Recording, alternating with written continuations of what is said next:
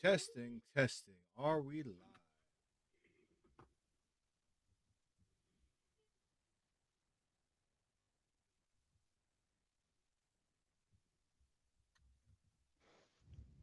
All right, we are live on Rumble. That's good. I assume we're live on Kick. Okay. And we're live on YouTube. Okay. Eternal Wizard Yep. Virgin. Hello. We got somebody saying hello immediately on YouTube. Okay, but first off, welcome to the Gamer Word, the best podcast for white gamers, their families, and absolutely nobody else. This is a niche internet micro celebrity type thing. So if you're any sort of brown, any sort of like crickets from that cheese ball in the space, any sort of you know, uh aspiring tech developers who can't even get Google to work on your own streets. That's why you drive off bridges. If you're somebody who is okay with, say, marrying and not your prophet, marrying a 9-year old, and using goats for all sorts of things, perhaps, or especially if you are a particular group of individuals that were very very well um, referenced in the works of J.K. Rowling, for being money grubbing and thieving and conniving. So much so, in fact, that one of your actual banks was used in the videos, and then people complained about it. But the Hogwarts Legacy game, despite being full of absolutely bullshit diversity, is actually super base because the only people that you do the unforgivable curses on are these creatures and poachers. This show is not for you. And as per our EULA, you must now go to buymeacoffee.com/thegamerword, join the Chudman Circle, and then proceed to destroy whatever device you were listening to this on and any other device you may have downloaded it on. If it's good enough for Ubisoft, it's good enough for us. So true. Green skins go home. All right, everybody. Welcome to the Game Word, episode 124. I'm here with Courier, and we are joined by a special guest, Big Dave Martel. How you doing, Dave? I'm doing good, sir. How we doing tonight? Doing all good. I'm just checking all the nice chats to go ahead and make sure we're being well heard. We had some technical issues with Odyssey, unfortunately, but it is what it is. We pick up, we move on. Sorry for the late start. Uh, Now I know everybody wants us to talk about things like, oh, I don't know, PS5 apparently being hacked. It's like really, really badly, or the UK art ho dating simulators and all that. But we Y- want to talk about something more important, which is RPGs and gaming and Yeah. such like that. Yeah. So Dave, why don't you said you had yeah, hold on a sec.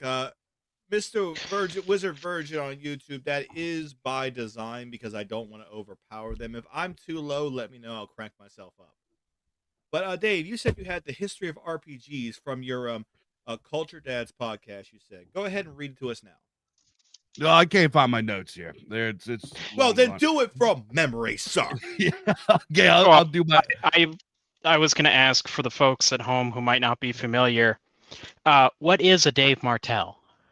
Well, a Dave Martel is a podcaster and creator and author and publisher and leader in the Germanic religious community.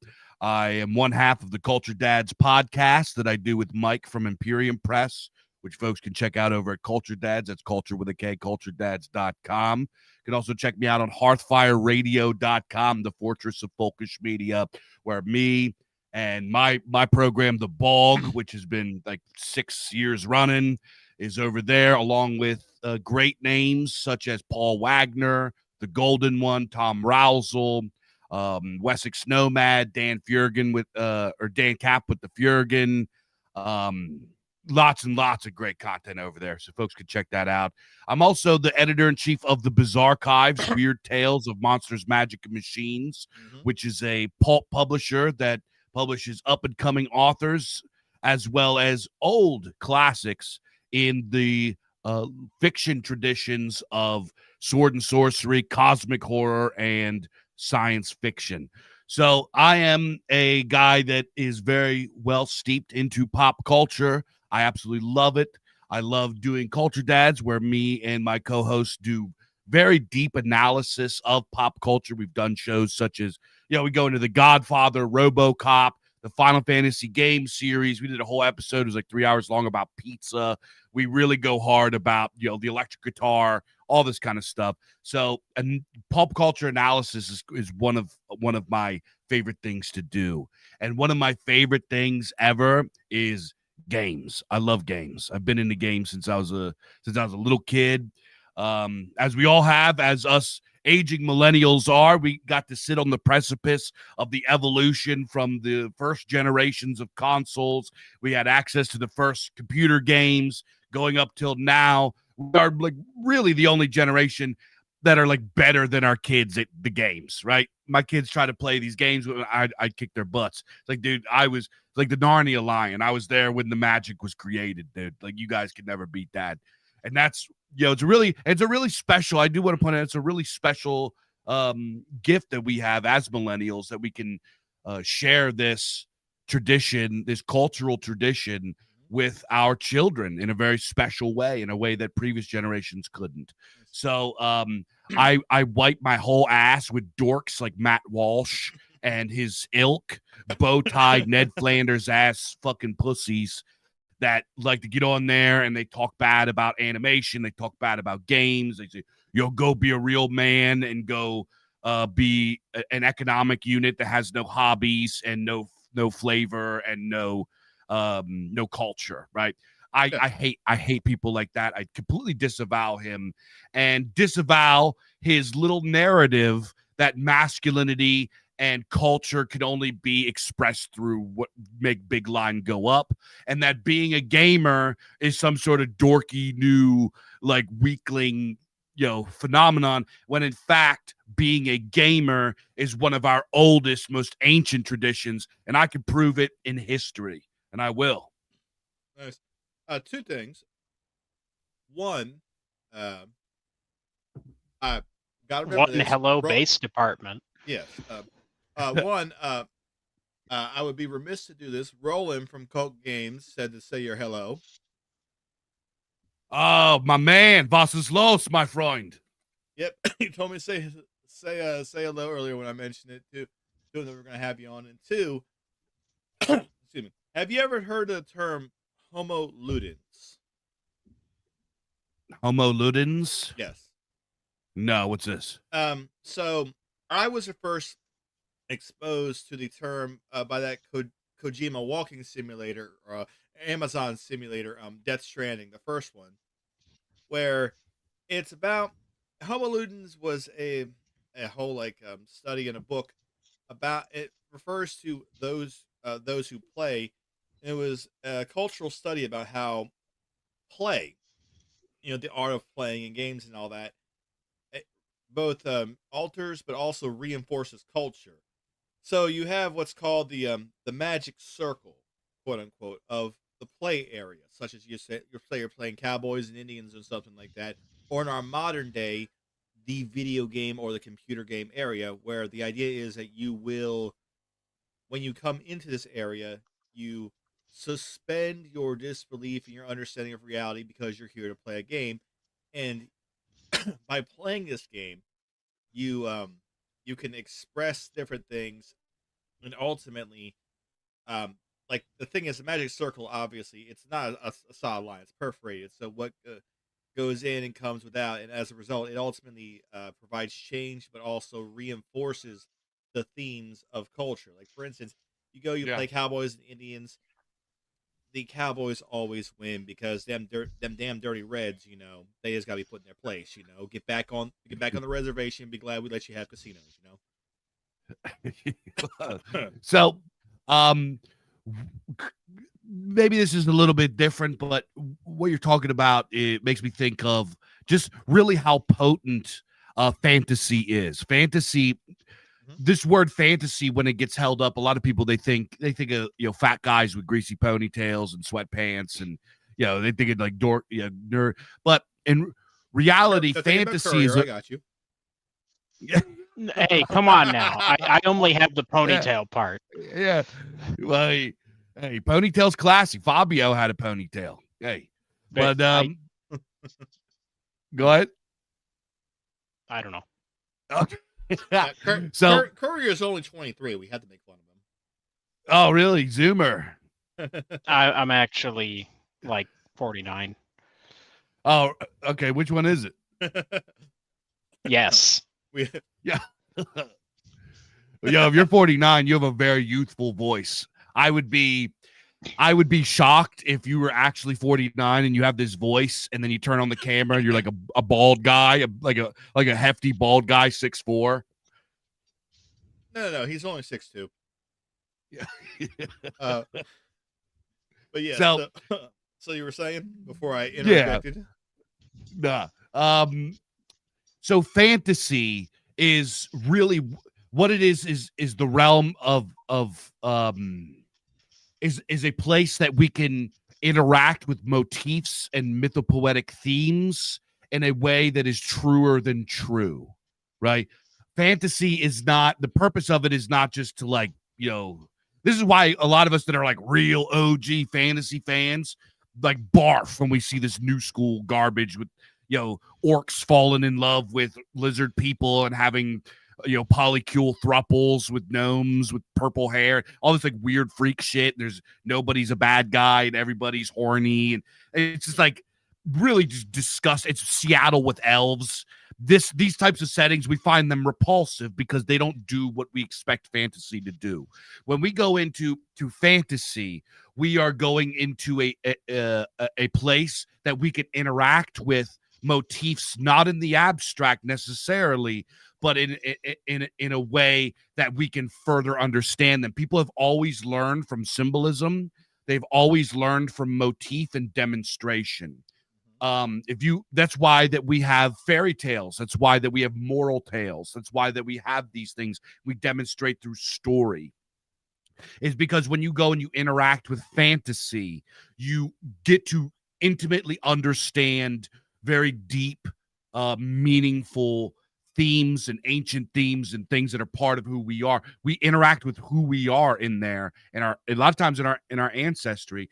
And this type of mythopoetic theme being attached to games is not a new thing. This is how it's always been, right? So, you can go back to the very first games, and you guys want to go down the timeline a little bit? We're gonna go all the way back. I'm gonna tell you right now, dude. We usually run these streams about a good 3 to 4 hours sometimes. So let's go. Let's go. So, this is outside of the West, but we are going to ancient Egypt. So in ancient Egypt, we're talking 4,000 BCE. We get a game. What is it called? Senet or Senet or something like this. And this was very, very much a like kind of a version of chess or checkers. It was a strategy game of some kind. We don't know how it was played, but dude's been gaming since way back then, and we know by the style of the boards that it had to do with eschatology. It told the theme of the game had to do with the Egyptian afterlife and the Egyptian gods and stuff like that. There were games in Mesopotamia. There's called, I can't remember what it was called, but there was one about 1,000 years after that where it was another one that it was like a board game with squares on it, like we see with a chessboard or a D&D mat, and it actually had tetrahedral dice on it. So they actually had like almost like D&D dice on for this game, right? So going forward, we could see the very beginnings of our games that we play we're talking D&D, and this is going to go into video games. Trust me. We're talking BC times, late BC times, going into like first, second century in Rome. They had a whole freaking tons of games, tons of tabletop games that they would play. Ludus Lantrum was one. Tabula was another one. Lapili was another one. Duokim. I can't remember what it was. Dukim. I can't remember. I don't speak Latin. But there was like a ton of these different games. And if you looked at them, you're like, these are kind of like strategy. This is like wargaming. These guys are kind of wargaming. It's this sort of this kind of proto tabletop game that blurred the line between something like chess or checkers and then what we would now understand to be like a tabletop war game or a D&D type game. So going forward, this is something that has always been with us, and they've always had mythopoetic themes to them. You go in further on, 4th, 5th, 6th, going all the way during the Viking Age and beyond. There were many different variations of this game, and this is the game that eventually became what we call chess, but it was called Tafel, or the King's Table, and it was developed by the Norse. And this was very, very mythopoetic insofar as you had kings and queens and you had all this stuff, but it was pretty much an asymmetrical strategy board game where, you know, it was like very primitive kind of tabletop war game. And they loved it. They played the crap out of it. Guys played it. And this wasn't for dorks and nerds and stuff like that. This was for warriors. This was for the Jarl caste. The Jarl caste during the Viking Age were kings. They were priests. They were warriors. These were very wealthy. They owned huge estates with hundreds of slaves. They had a bunch of wives. These weren't the kind of guys that you're like, oh, what a dork. They were king shit. They were like man's man, top of the game. You step on their shoe, they cut your head off and put it on a pike, right? Like we're talking these types of guys. Yep. So this history of tabletop gaming lays down the foundation that I can't say the FAG word, but FAGs like Matt Walsh and the rest of these conservative Ned Flanders dorks thinking that playing games, tabletop games, is this nerdy dork thing, and it's not for real men, are just completely wrong. They're apple pie, flat top, 1950s ass Superman, Gary Stu version of what a real man is with his pants tucked into his jean shorts is not a masculine virtue. It's not historically supported. We have dudes have always been playing games. We've been gaming since day one. It's been for warriors. It's for lords. If it's good enough for them, it's good enough for us, right? So I'll say you describing these ideas and what these Matt Walshers or whatever their names are, you know, are describing as gamers sounds very, very homosexual, you know. What are you talking about? What do you mean? Yeah, kind of a fruit cup deal. Yep, they sound like fruit cups. Yeah, I mean, I think here's the deal: is I think when I see a guy like that, you know, Matt Walsh, what's the other guy, Crowder. There's something a little fruity about those guys. They definitely look like I'd see one up close. Yeah. Yeah.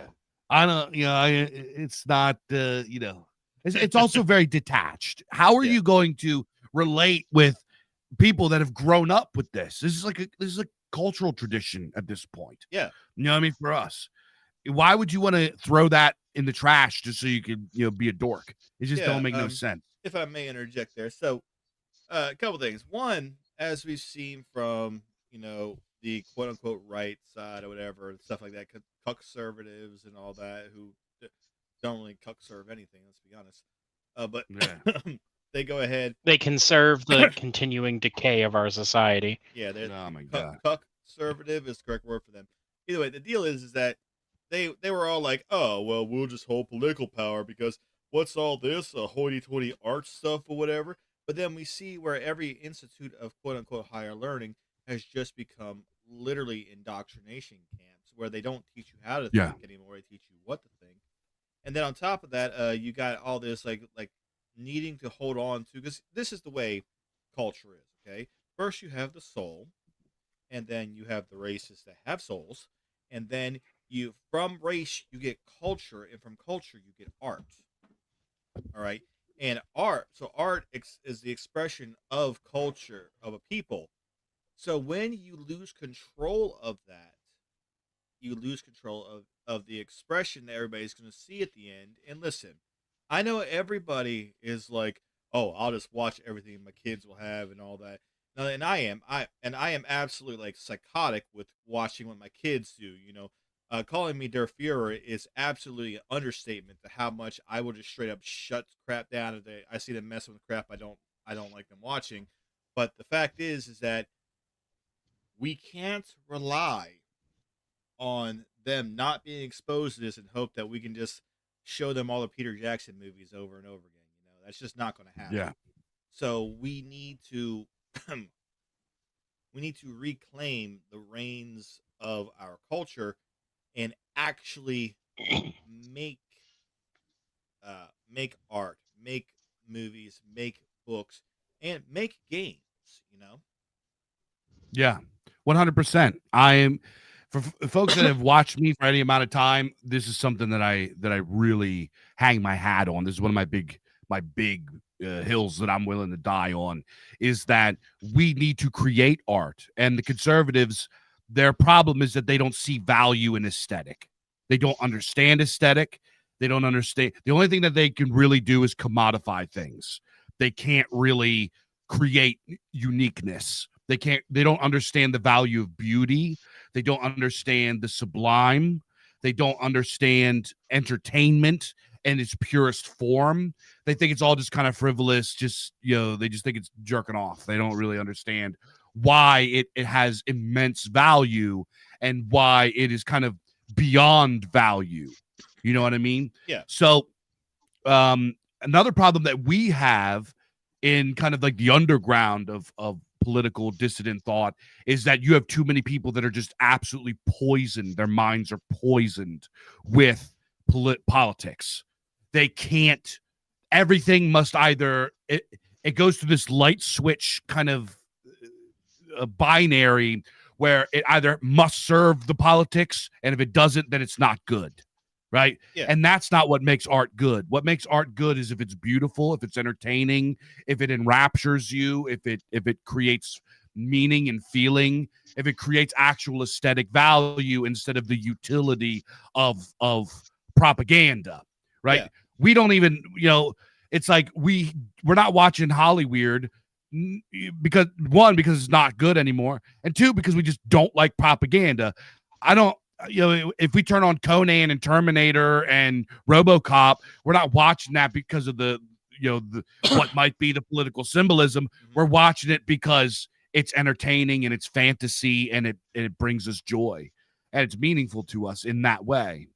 It's so what happens is that even like guys on our side of things, in our world of things, don't really value aesthetics and art, and don't go into creating art with the right intentions. I say this a lot. If you're a right-wing guy and you want to make good art, don't come out with the goal of, I'm going to make right-wing art.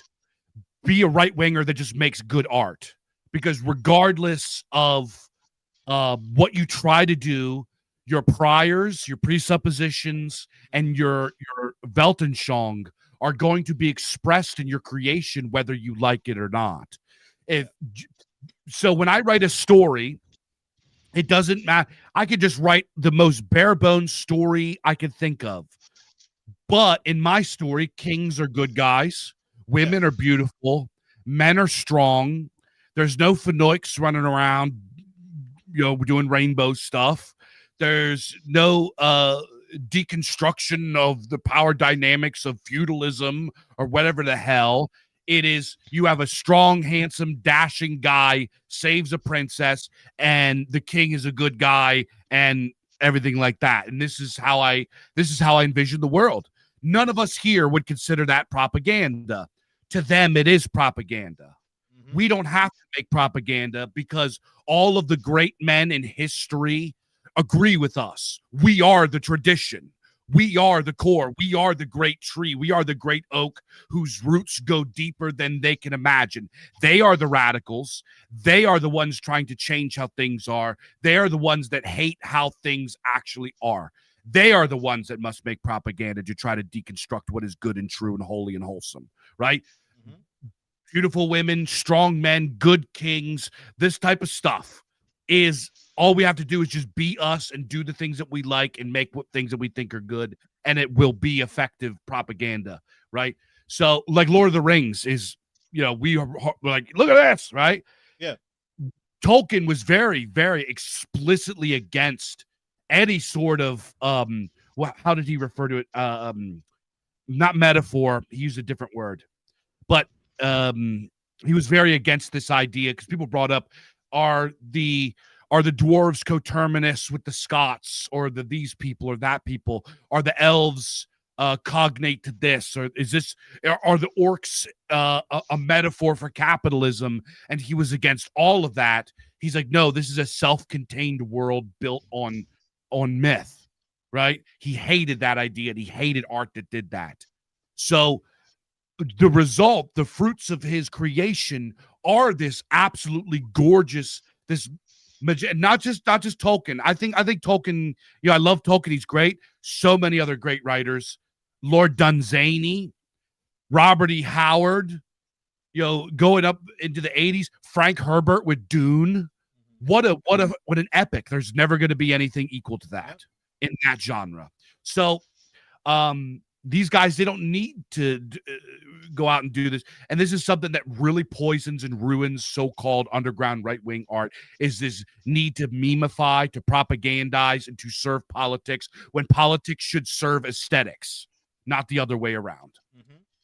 Yep. And of course, speaking with art, we can't forget, the greats like, Frank Frazetta. Oh, forget about it. Absolutely. Like, listen. I think we're supposed to not forget about it.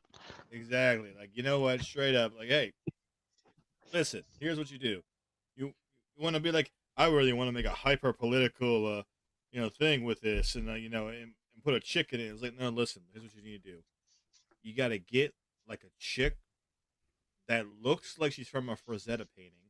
Put her in whatever is appropriate for your setting, and then maybe give her a windmill friendship, Yeah. if you really feel the need to, Frank Frazetta was just a master. This goes to my point that it's an abomination that Frank Frazetta isn't considered one of the greats of Western art.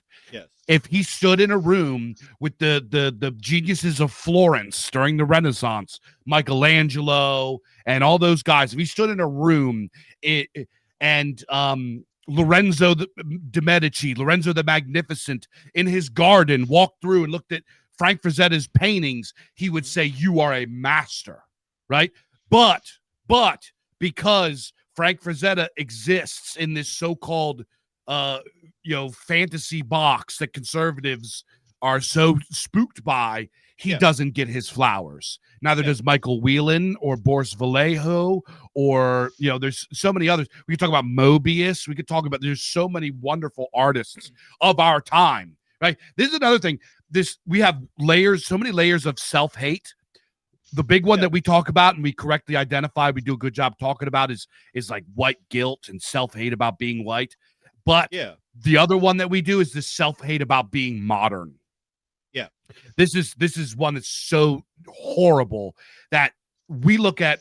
So me and Mike from Culture Dads, we identify the time from 1975 to 1995 to be a golden age of art, right? During this period, you get all of the greatest films ever made.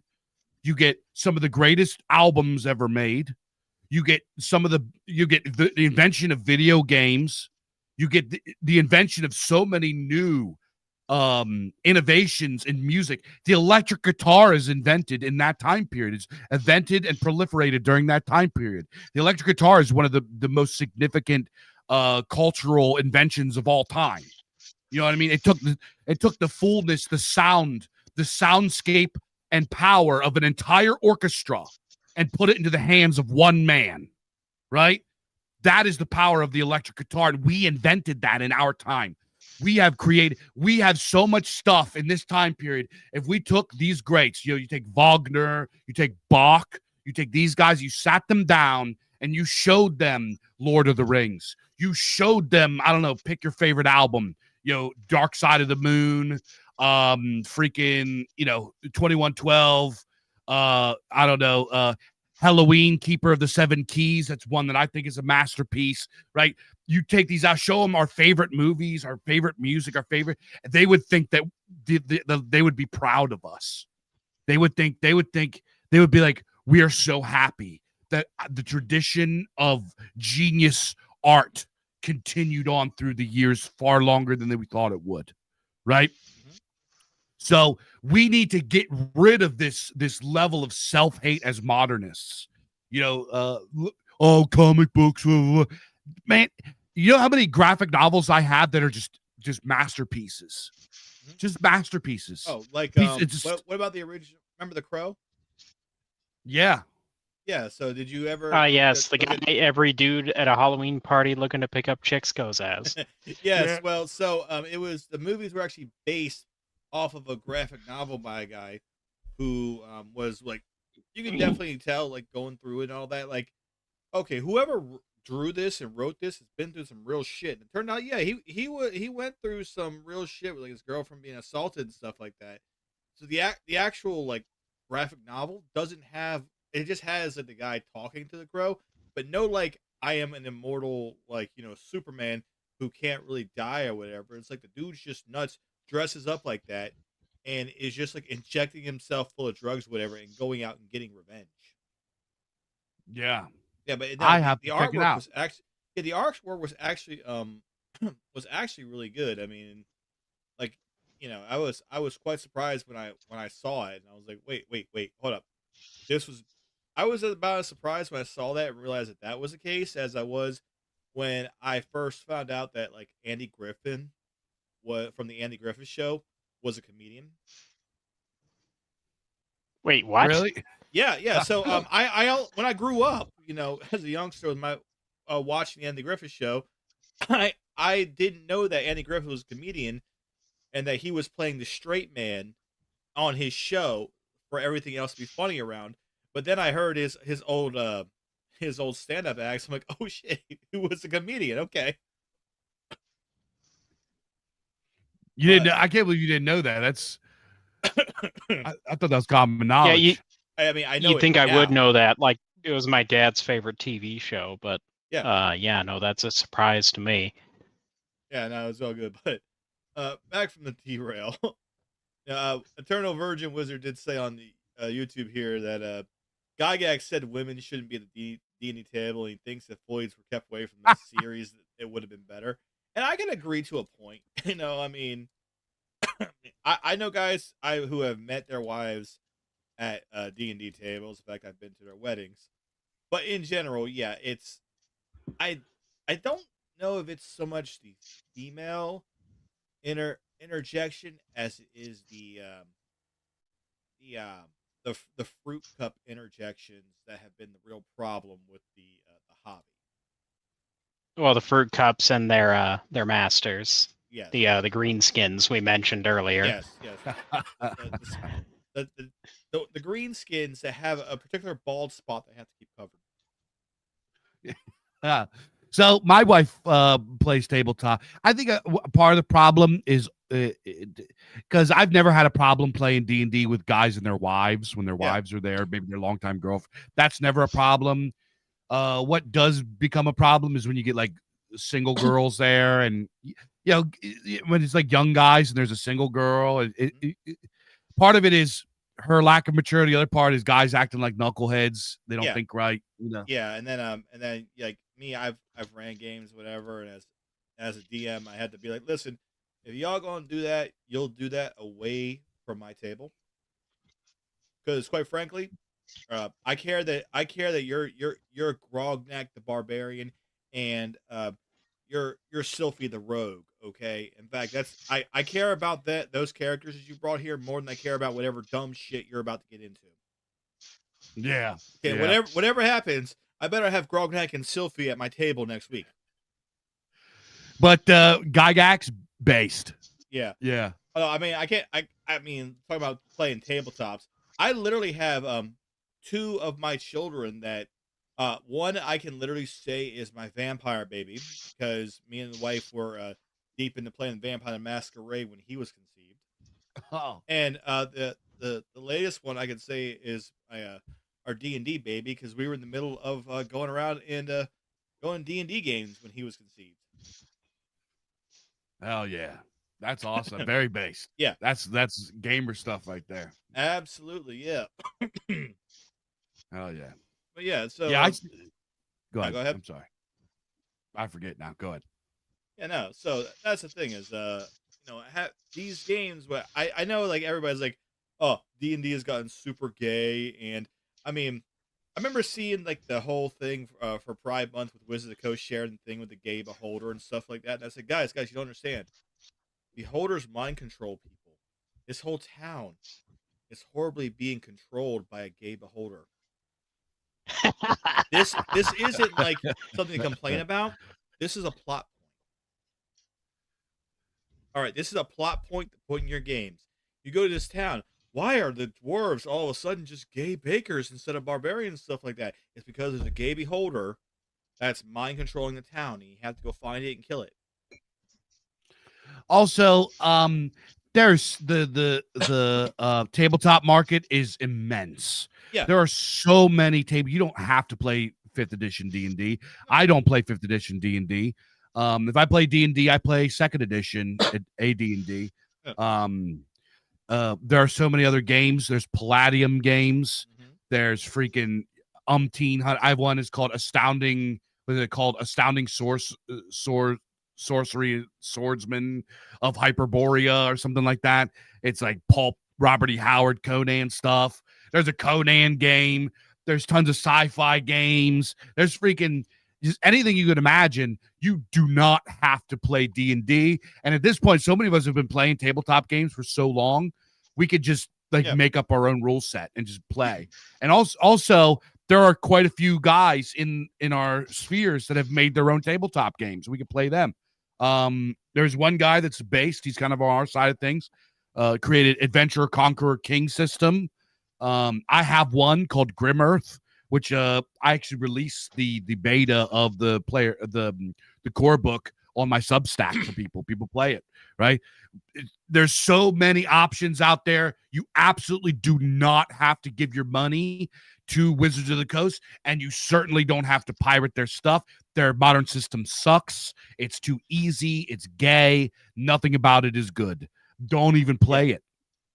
Yeah, man. I run a 5e game every week, but I have so much homebrew that people say to me, like, I have guys who play at my table and then we'll go play at a different table, and they'll have to remember because they see me. They have to remember, oh, this isn't the game you're running, so I have to play with the boring craft rules, you know? Yeah.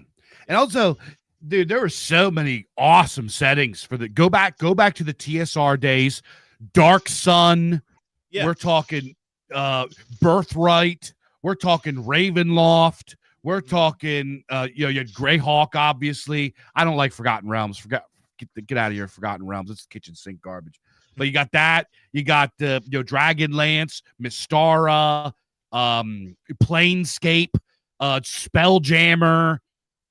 What else is out there? There's so many different settings that you could get into with 2nd edition D&D.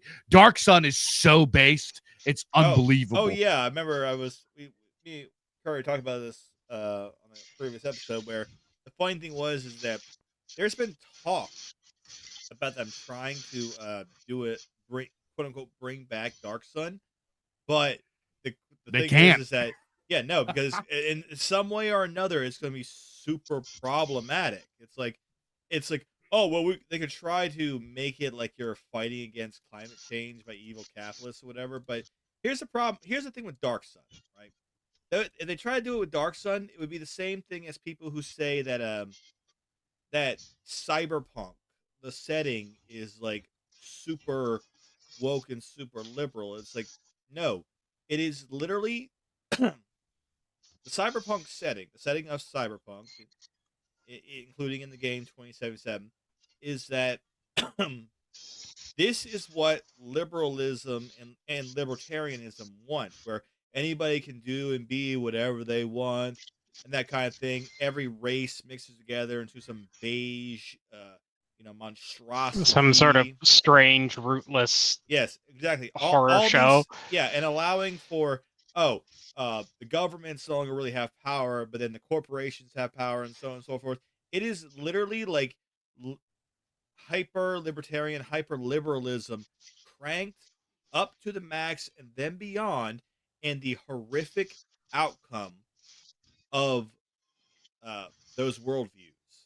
Yeah, exactly. Yeah, and it was funny, Exactly. very funny, because I remember seeing an interview with the guys who made the game from CD Project Red. They made it, and then they Night City, and then they actually went to California and saw how completely fucked it is over there. And they said, "I don't know if we made Night City dystopian enough." Yeah. Like, I mean, Yeah.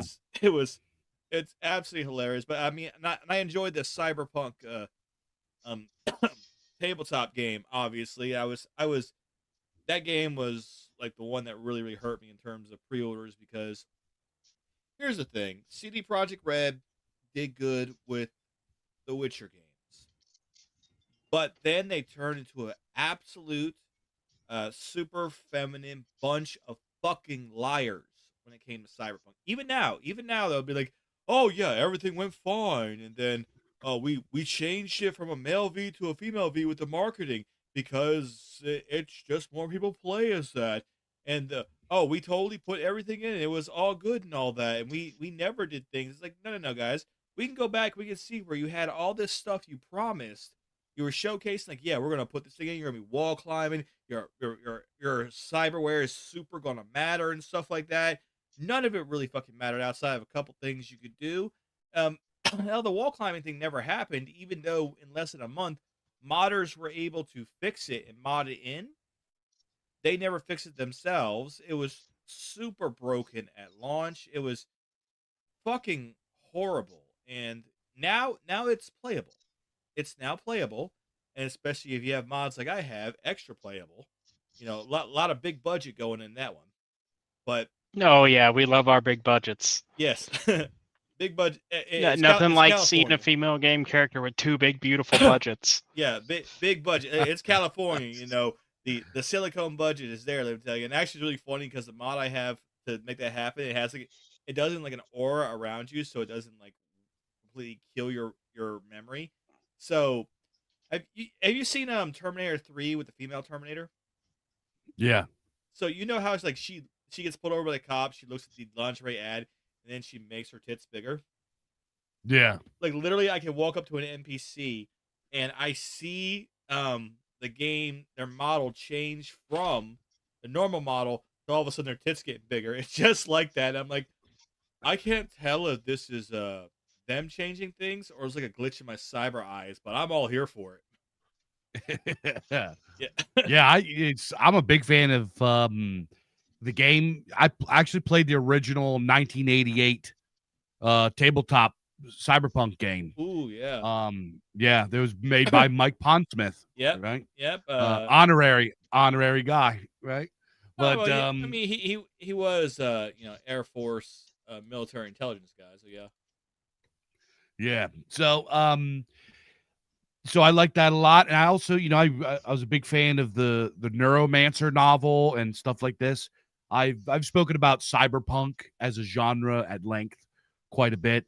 It's a really important genre for us today. As you said, they're like, actually, it's cyberpunk is just you live. Yes, it is. It is super liberal. It is hyper liberal. That's why it's a horror. That's Yeah. why it's so terrible. That's why it's a nightmare.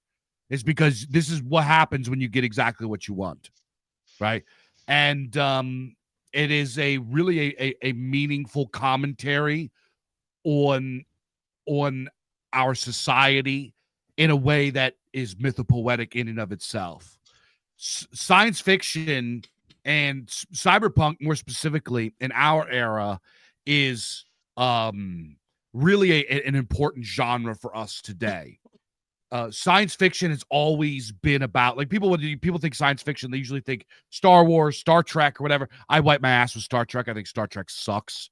It's like, it's progressive sci-fi. Yeah. It's just, it's gay luxury, space communism, or whatever. Yeah. And I do have to push back a little there. There is 3 Star Treks that are decent, and those are TNG, Voyager, and the Orville.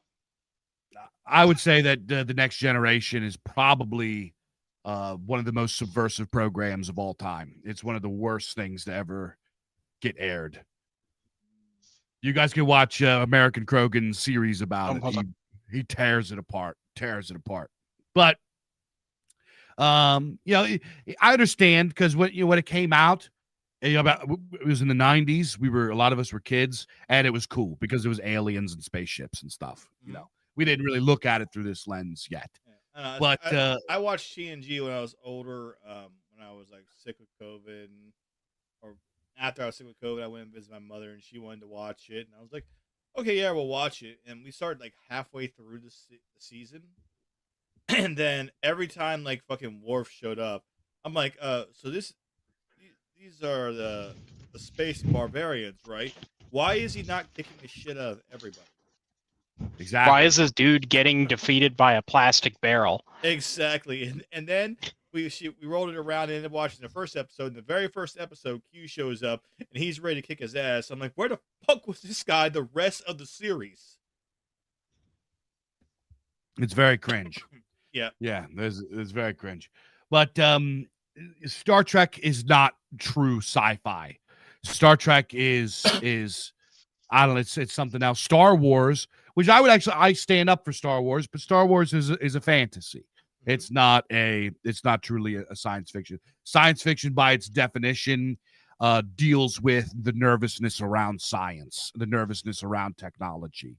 It has to do with like, if you go read the original sci-fi stuff, H.G. Wells. But now that we're talking about gaming, H.G. Wells actually invented the first codified tabletop war rule set in 1913 called Little Wars.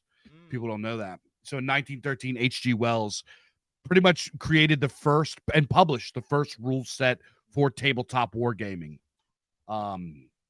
Which, that goes back to shoot down Matt Walsh again, beat him up some more. Guys that were like retired soldiers and generals and stuff would take these like tin soldiers, and they would set them up, and they would create like homebrew rule sets, and pretty much turn their whole like studies or living rooms into like battlefields, and play these like days-long games. Yeah. So that sounds sick. Yeah. Yeah.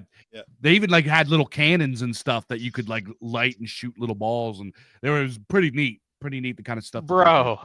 Yeah. And this is 1913. Yeah, where did you think those all little Legos that could shoot little balls and break things came from? Yeah, that was when we finally were able to make it. I hadn't thought that much about it, to tell you the truth. Speaking of obscure tabletops, Volk be Schwaggin on the YouTube here does mention the Rahowa tabletop from our buddy Gordon. No, I've never played that. Oh, so Gordon Call on Americana. He actually made it's very, very on the nose, obviously, but it's just a tabletop. Like, we actually ended up doing a game of it one point, and he designed it as like something that it only uses D6s. It was meant to be something super duper simple that you could like drink beer and eat pretzels and play it with guys in the evening, that kind of deal. Oh man, and our characters ended up like having to, and it's very much like, okay, the new world order has happened, and white people are on the decline, and blacks are able to basically do whatever they want and act as enforcers for the new world order. Full on dystopia type. Our guy dystopia type thing, and you have to. Just like real life. Yeah. Well, so he goes ahead and we ended up having to go save our buddy Kyle from because he was arrested for protesting or something like that, and we we ended up having to get past these dindus and whatnot, and then we ended up going through the sewers where we had to dodge furries that were trying to that are trying to go after us. Uh, Horrifying way that happened, and then at the end, because I ended up playing as a priest type character and using faith at the very end, ended up fighting a let's just call him a goblinoid sorcerer. So it was literally like the power, like the power of Christ compels you. Although I had named, I was Orthodox priest, speaking the words of Saint Theo the Black Pill. Theo being a friend of ours, and like, very much the power of Christ compels you against this guy until eventually what happened is I ended up like beating him out, driving the demon that inhabits them all out of him, and then ended up suplexing it until it like full on like WWF suplexing a demon with the power of faith while everybody else saved Kyle. It was just That's nuts. the silliest, dumbest shit that we did in the afternoon because we were meant to be playing a different Savage Worlds game, and not enough people showed up, so we decided to do that instead, and it was really funny. Anybody who hasn't looked into it should definitely check it out. It's a lot of fun. Just make some shit up and just run with it. It's not meant to be like long campaigns, just like an evening or two session. It's great. I can't recommend. How Savage Worlds? I enjoy Savage Worlds actually. Gordon's good to DM. We run so like we ran one two little small campaigns, like 3 sessions called Death Dealers with a setting that he had excuse me, I had a stupid tickle in the back of my throat. Like where basically it's like we had to fight these this evil that like wizard kings had completely screwed up the world and tried to achieve more immortality, and so one became basically like the blight or the version of the devil, and every time it would come back, so there were people who had to go out, find these members of the order who had to find the blight and destroy it anytime it popped its head up, and uh, it was a lot of fun, like basically Western but with magic. It was pretty good.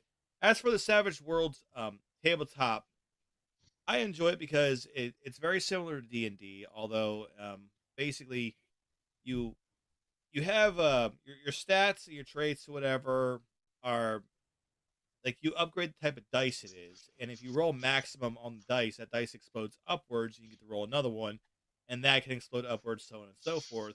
So Yeah. you can and it's based on degrees of 4. So the average difficulty for a check is 4. So if you roll a 4, you succeed. But if you end up getting like an 8, probably because your dice exploded or because of bonuses, that is what's called a raise, which is like a critical success. And like each raise increases something up to a certain point. Like usually, like on a combat, a raise will cause extra damage. That kind of deal. So I mean, that was nice and fun. Plus, we had the it has the ability. The game that I played with Courier that Gordon did in Savage Worlds was a Mass Effect game. So And it was fantastic. yeah, and I played a Vorcha that weaponized being an asshole and taunting enemies. Like that, literally, you can taunt enemies to piss them off so that they can they they take a negative to attack anybody but you, and everybody gets a positive to attack them.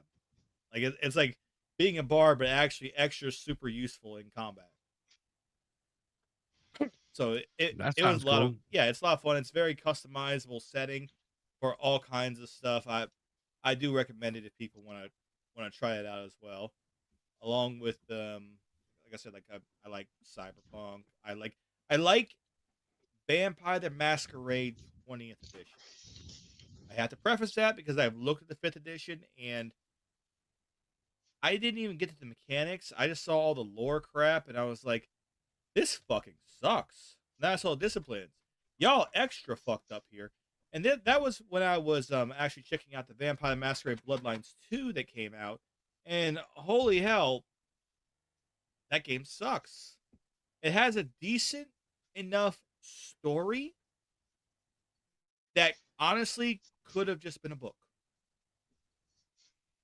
Really? And yeah, it could have just been a book, and I'd have been happy with it. Like like some people say, I hate the part where you play as a detective and have to do this stupid talking stuff. I'm like, that was the only part that was endearing to me. Was like the talking, the things, whatever. I was about KV and bit. The combat sucked, and it's all because Paradox decided at the last second, like, hey, we're gonna take this game, scrap it, give it to Chinese Room, which is known for making storytelling walking simulators. They massively fucked that up so bad. And actually, I remember recently on Twitter they shared a thing like, "Thank you to somebody for sharing your fire," which is the character's name. It's good to see that you like the Strauss glasses, because one of the glasses you could pick. Did you play the Vampire Masquerade Bloodlines there, Dave? No, I have played Vampire the Masquerade tabletop before. I played what was that, Hunter the Reckoning? I played, like, there's like a Hunter the Reckoning game for original Xbox that I played. And that's like the extent of my into the like World of Darkness or whatever. Yeah, let me see. So I'm actually gonna pull this up for the constituency who's been watching along with us the entire time. So, in Vampire Masquerade Bloodlines, if you check out the stream, you can see it too. There's a guy called Maximilian Strauss. He's a Tremere Regent, and he has a particular. This thing will load is because I'm doing. Nope, that's not why it's happening. All right, it doesn't want to load for me, so let me just get an image here. He has a set of glasses. It's very similar to like the glasses that Morpheus wears from the Matrix and that kind of thing. And they have the same kind of glasses you can use in Bloodlines 2. You can choose that, and I responded to him like, "Oh wow, hey!" I responded to the official Vampire Masquerade Bloodlines 2 account saying, "Oh wow." So the one thing that everybody can agree was actually good about the game is the fashion accessory directly pulled from the far superior first game. Gotcha. Or we're still talking about the video game, right? Yeah. Okay. Yeah. I mean, now, granted, first game came out with bugs, but that was because it was rushed and all that. And then they had an extensive, very dedicated modding scene to fix those things. So, but still, the bones were there for it to be a great game. The new one, awful. Your choices don't. There's only one choice.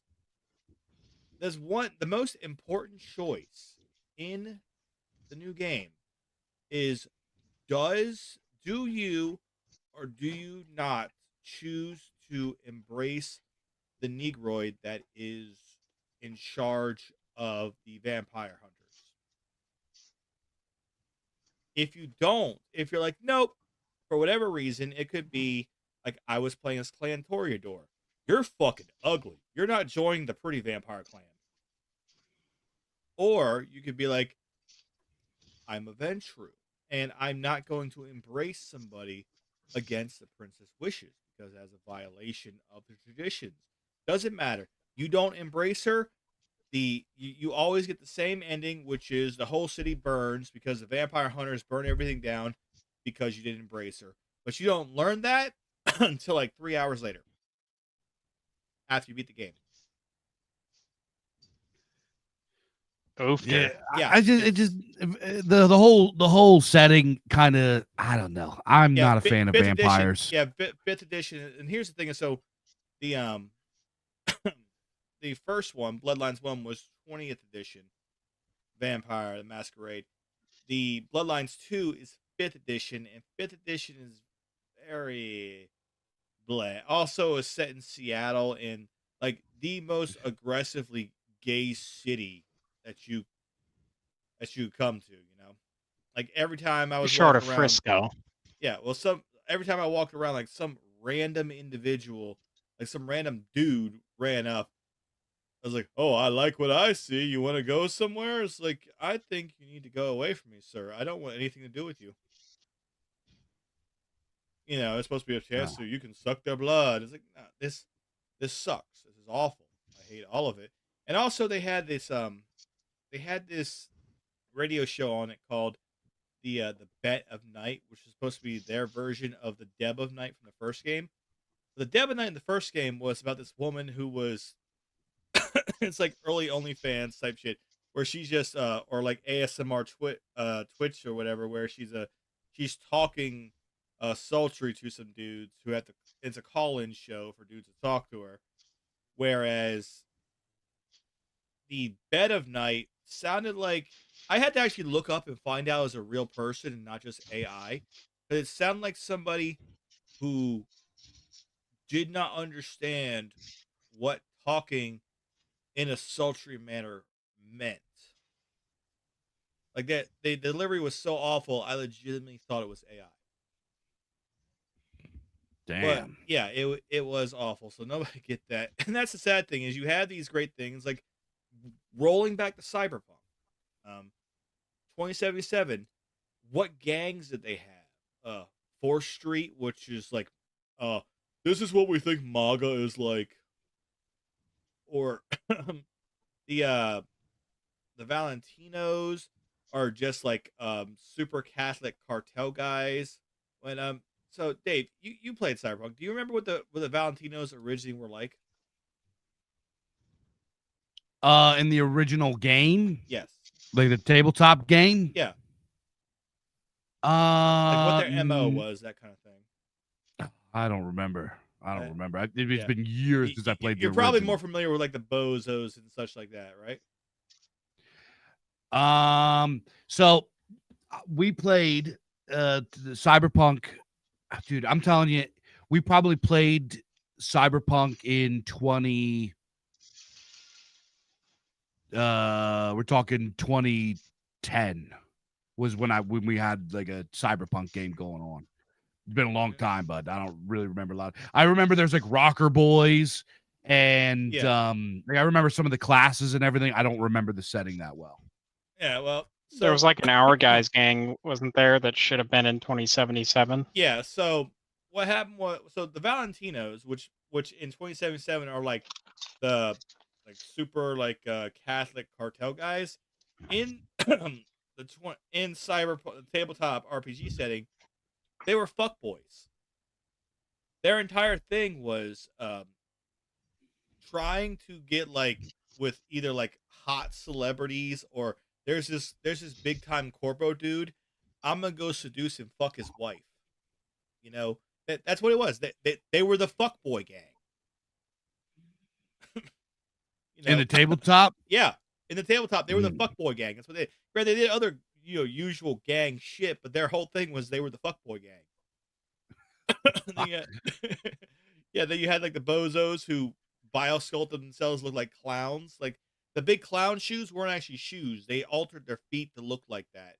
You had the Brady's, which would adopt homeless children because they would base themselves off of the Brady Bunch. They got themselves biosculpted or like plastic surgery to look like the Brady Bunch, and then they would adopt children and take care of them. That was a whole thing they did, and then all that stuff. And the courier. So in with Cyberpunk Red, which was the updated version 20 from 2020, which Red is still pretty good. It simplified a lot of the rules, especially the net running rules. Because in 2020, net running is like okay, the net runner is going to do something this session. You all sit back and have like 18 beers. It's gonna take a while. Yeah, I But was gonna say, stand by while we figure out what exactly it is over the course of the next 45 minutes. basically, I'm more like an hour. But yeah, but the thing is that so with Red, there was a thing called the Red Chrome Legion that basically was the cyber Nazi uh gang that actually became a serious problem out in the Midwest and captured major cities. They could have put that in the game, and maybe they will in the next one. I don't know, but I don't think they had the balls to do so. And like I said, instead they just made up all these different. And the Voodoo Boys, in 2077, it's just like Haitian hackers who immediately try to screw you over, which they're Haitian, so that makes sense. But the actual Voodoo Boys of the tabletop, they're literal devil worship. Grant, the devils they worship are the psychotic AIs from Beyond the Black Wall that they think we're going to bring the AIs in, and then they're going to reward us or whatever, which totally not going to happen. You know, the AIs are psychotic, crazy, It omnicidal, not even homicidal, omnicidal AIs that want to kill everything. And it was kind of funny how like accidentally racist the Voodoo Boys in the game were. yeah, and the funniest thing is actually in the tabletop, the majority of the Voodoo Boys until the release of 2077 in the tabletop, the majority of Voodoo Boys were actually white dudes just appropriating the voodoo culture. Like it wasn't actually all Haitian until like in the year 2077 because we put this in the game, and it's the again just the laziest shit there is. And the animals, like the animals are like in the game, in the video game, they're just big and hulked out, you know, and like on steroids and shit. In the actual tabletop, they get themselves biosculpted to look like there's a character in the game named like Rhino that you fight or whatever. Hold up. Looks like we got the audio cutting out according to somebody. Can you guys hear me? Yeah, I can hear you. I hear you, yeah. All right, hold up. Let's get an audio check.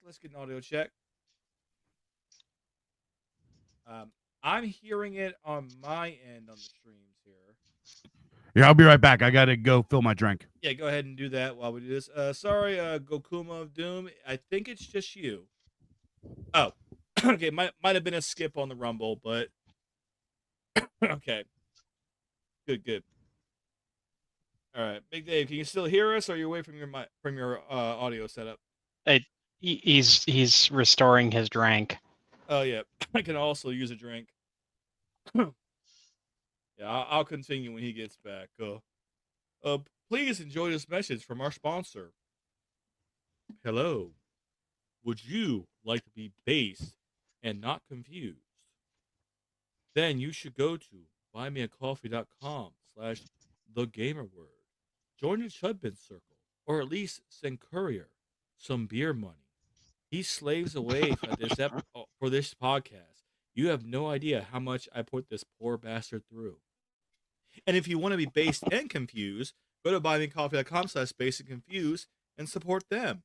They are also a very, very good show. All of us, of course, hosted on Americana.com. You should go to Americana.org. Americana.org. You should go there and go to the donate page and give Gordon some money as well after you join the Chudman Circle.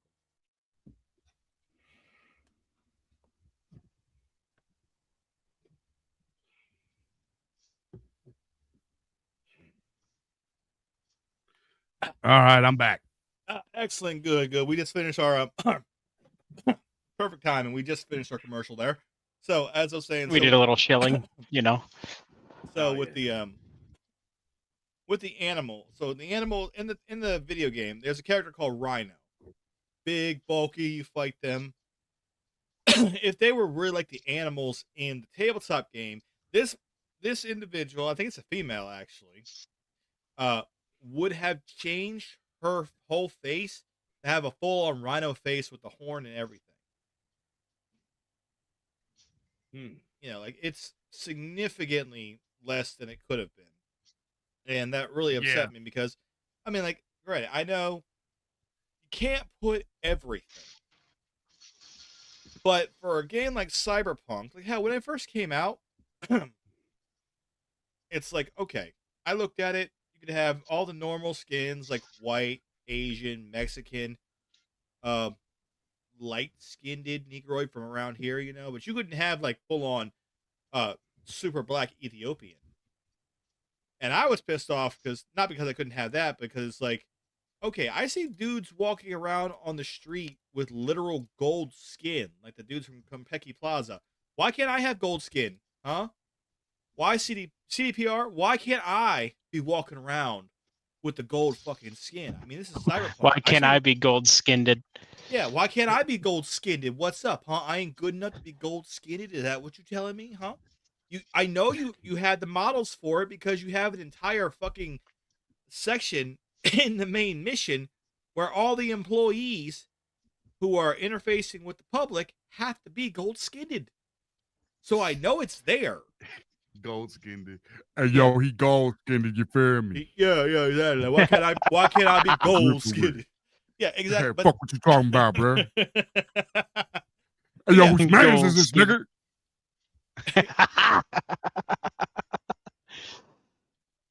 Exactly, but that's the deal. So it's like, dude, no, like they didn't do any of that, especially on a game like Cyberpunk. Like I mean, hell, I'm in a Cyberpunk campaign now actually, and like customization is just the name of the game with that game. Like, figure out what you do to customize it, spend a week making your character, and then hope you don't get killed in the first bit of combat because that is extremely lethal tabletop system. I mean, Pondsmith referred to himself as Mike, the guy who killed your Cyberpunk character, Pondsmith, because it was so lethal. This is something that happens quite a bit with when they take things from tabletop or from fiction or from comics and they put it on they gamify it or they Hollywoodize it. It ruins a lot of the kind of gonzo-ness. Yeah. Right. So I'm a big Judge Dredd fan. I love Judge Dredd. And I think the last Judge Dredd movie that they did was very good.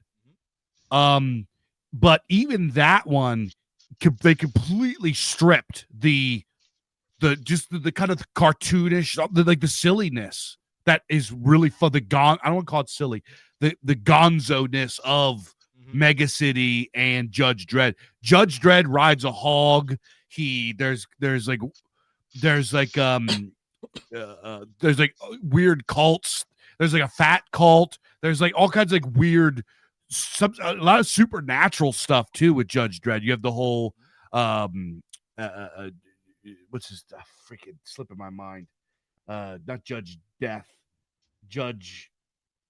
I'm like freaking. I'm gonna kick myself later. But there's like whole storylines, supernatural.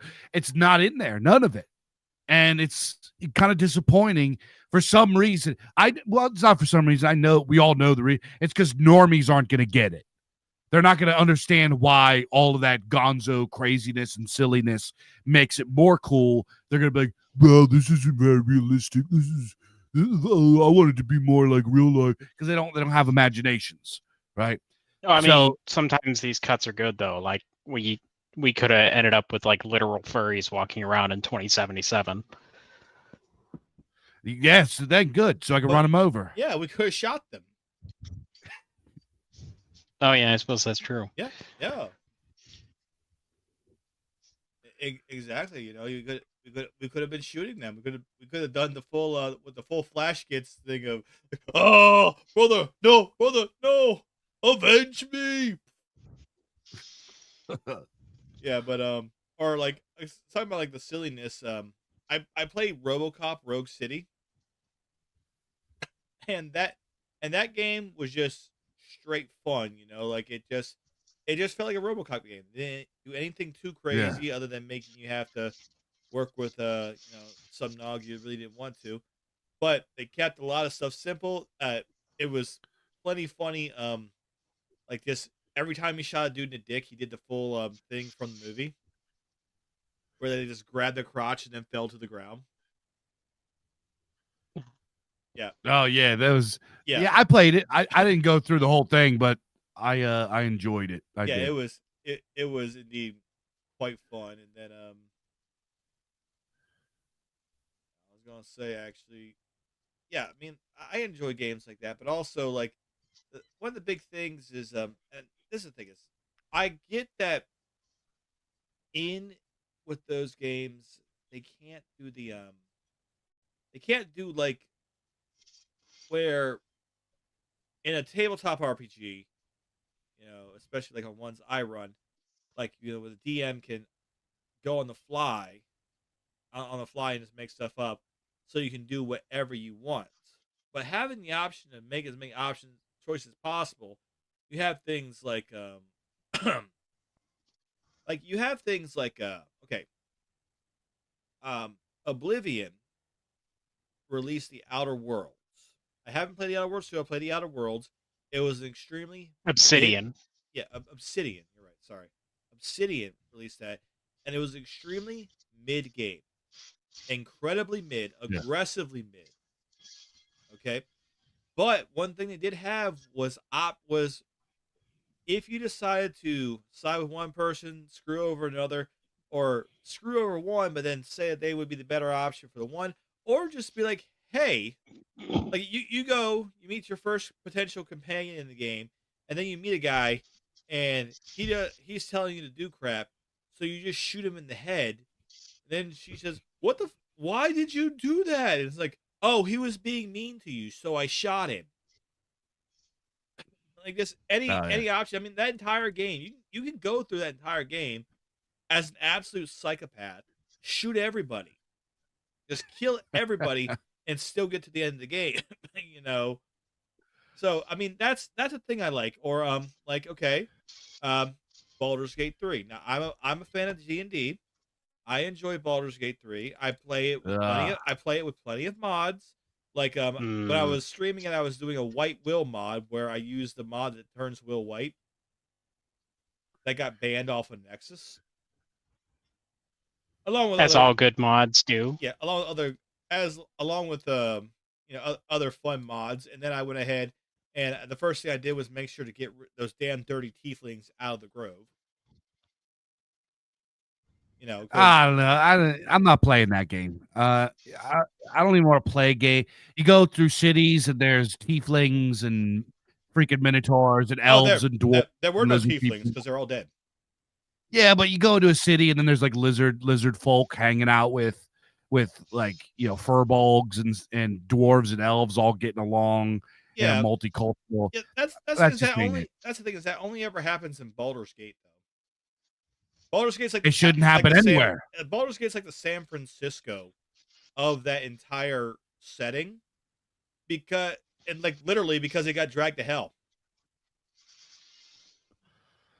Baldur's Gate and Icewind Dale, and it was at the Sword Coast originally in the Forgotten Realms setting. These were human territories. Yeah. Yeah, and I love the Forgotten Realms. But it has since after the whole thing with after R.A. Salvatore's books, after that and the big acceptance of it, and then especially with Critical Role and other shit like that going on, the Forgotten Realms setting has become like the Marvel universe of like these same areas, like literally. If you ask the average person what goes on in the Forgotten Realms, they can only tell you two things. One, anything happening on the Sword Coast, or two, the Kingdom of Thay. Anything else, they know nothing the fuck about. They barely even know that Waterdeep exists.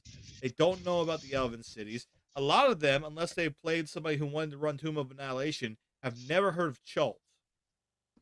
Yeah. And all these other things. Like you actually look at the map of the Forgotten Realms, and then you realize that most of these stories that people know and understand are in an area the size of like I don't know, New Jersey, you know? Yeah, Tulsa, the islands with the dinosaurs and stuff, right? Yeah. Like, I wish there were Yeah. dinosaurs. There are fucking dinosaurs. You just consume the modern woke slop that's thrown in front of you that only focuses on the Sword Coast because they're like, oh well, everybody loves this. Do something else, fuckers. Yeah. Yeah, but I enjoyed I that game. mean, I enjoyed that game, and I enjoyed the amount of freedom that it had. But that freedom was, as Courier showed me when we played Divinity, is primarily more of a Larian thing than a setting thing. You know, like that was just Larian taking the time to put all that in their game. Yeah, I think games with too much freedom ruin it. I don't like open world games at all. I think they suck. And I think that this new age of everything open world, full character customization is kind of ruins video games. And I think that's what attracts the theater the kid, creatures. the Yeah, fruit cup and yeah. the I mean, creatures you're look, talking about. I love the open world stuff. I love the customization. As long as you can actually customize your character, like okay, Avowed. Avowed came out, and Faggot Age of Failguard, you know, where it came out. It's like, oh, you can make your character, and it showed the sliders. I There was a game that's supposed to come out that was on beta for a while. It was called Vindictus: Defying Fate. It's like a Korean game, you know, hot chicks, a lot of jiggle going on. I took the female character. I put them, their boobs, their butt, and all that, everything to the lowest or most unappealing setting. It was still bigger and better than the biggest, most appealing setting in Dragon Age of Velgard. Like literally the ugliest you can make a female character, the flattest and ugliest you can make them, have bigger tits and a better ass than the best you could do in Dragon Age of Velgard. It's like, are you joking me? This is fucking retarded. You know, like I want actual customization where I can make my character how I want. And yes, that means that if there's a female character, it's going to have tig old bitties because that's where all the magic is. The Japanese have taught me every game, Japanese game, Mana stored in the boobs. absolutely, especially Dragon's Crown. If you ever play Dragon's Crown, every magical character, the sorceress, the woman at the magic shop, the other woman helping you, the magic woman creatures, all massive bazongas because that's where the magic is right there. Okay. They got those big magic budgets. Yeah, that's where the magic is. Okay, is what I'm saying. Okay, straight up, that's where it is. Okay, but I like to do that. I like to have those characters where I can actually do it. But also, I want the characters to matter. You know, I want choices to matter. If it's in a game where you have choices, like I will play a character action game. I'll play it and I'll love it. I'll play the character. But if you give me something like a character RPG where, okay, here's a character, you play as this character, you can make choices. Okay, cool. That's great. If the choices matter, like some people are gonna give me some flack on this. Kingdom Come Deliverance, the first one. I beat it today. I finished it today because our buddy Gon bought me the second one, so I figured I'll finish the first one. I was never gonna spend my own money on the second one. Gon And remains my favorite Tekken 3 fighter. well, I played it and I found that because people were like, "Oh, you could be good or evil in this game." It's like, not really. It's you can be slightly more of an asshole in this game, and that's it. Like there's no response to like what you do in terms of like if you do things in an evil way. Like you have Fallout 3. Fallout 3. You do all sorts of crazy shit. You blow up Megaton because Moira was pissing you the fuck off. You know, so it had to go. And then you meet your father, and he talks to you about the good or terrible things you've done. Like, I'm not mad. I'm just disappointed. You have all that. You can tell him like, oh, I'm sorry, or you know what, you left me. Go fuck yourself. And all that kind of stuff. Well, you go talk to him, and he's like, "I'm not mad. I'm just Liam Neeson for some reason." A lot of these games, I don't even like really consider these games RPGs. Like I don't consider Fallout 3 and beyond. I don't consider the Elder Scrolls games RPGs. I don't Bro's consider. about to bust out something obscure like Steamworks of Magic and Obscura. I just like anything that's not turn based is not an RPG to me. I mean, It has to be turn based. I can't agree with you on that one at all in the least. Yeah, it has to be. Yeah, I'm sorry. Can't agree with you on that one. Dude, Skyrim is like an RPG in the same way that like Call of Duty or Madden are RPGs. Skyrim is an adventure game. It's not an RPG game. It's an adventure game with RPG elements. Yeah, exactly. It got some RPG elements, but it's not an RPG because there's very little times where you have choices. Like the point of a role playing game is you play a role and you have choices that matter. What some of your choices are like help this dude destroy this evil staff and he's your buddy, or kill him and get the evil staff. Like that's the biggest choices you have. It's that doesn't matter. I don't think choices matter at all. I think it has to do with turn based. I feel like choices don't matter, you say? You're a big fan of the end of Mass Effect 3. I am a big fan of the Final Fantasy games. That's very fair. I mean, oh yeah, see, I can't stand Final Fantasy. They drive me up a wall. Final Fantasy 7? You think Final Fantasy 7 isn't one of the greatest games of all time? I can recognize the artistry. I just don't care for the game personally. Well, you're a Zoomer, so you're like 12, so. Yeah. I'm not, but all right. I played 10 back in the day, but I didn't. When people my age were getting the Final Fantasy and stuff, I was playing Metal Gear. Yeah, I played 7 and 9, but I was doing like Legend of Zelda at the time because I was like 10 years old. Yeah, yes, he's a little baby, Meanwhile, I was playing Metal Gear Solid, and stuff like that. So, listen, okay, I was poor. We only could get so many games at the time. Yeah. Hey, they were expensive back then. People don't remember that.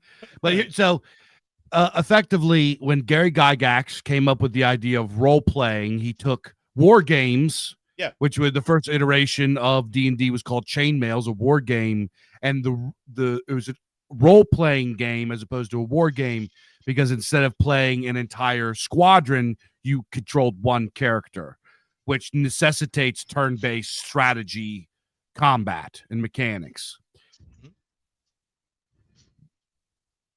So that's like the author, the foundation of role-playing games. So if it doesn't have that, how's it a role-playing game?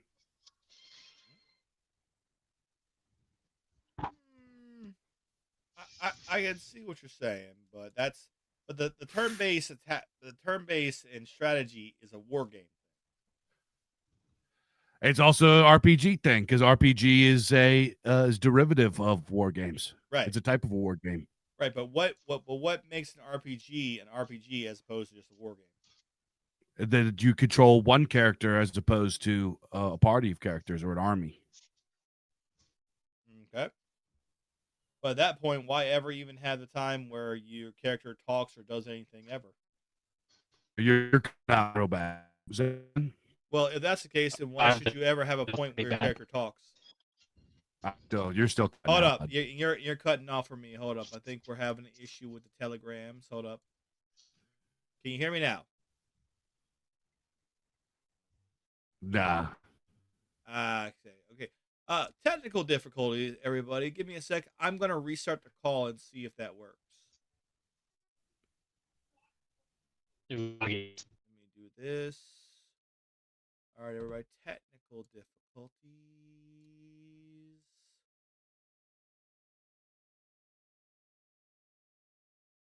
How do I sound now to you, gentlemen?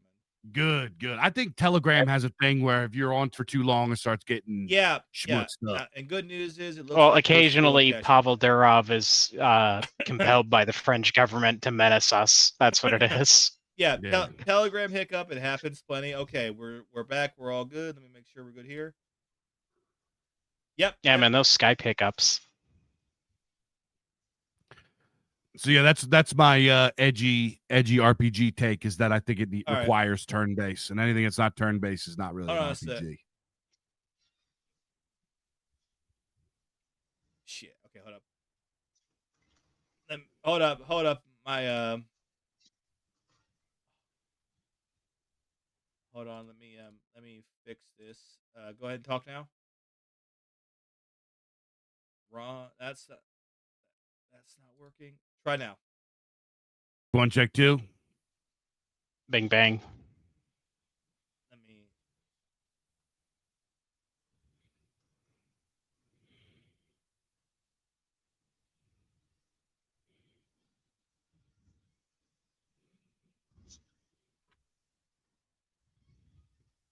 All right. Okay. All right, everybody. Can y'all hear these gentlemen? Let me check the stream. Check one, check two. Can they? Hold up. All right, chat. Can you hear them? Can you hear Courier and Dave? I'd be worried if they could hear me when I wasn't speaking. Yeah, because it looks like I'm according to the OBS, I'm picking you up. I want to make sure that that's actually the case.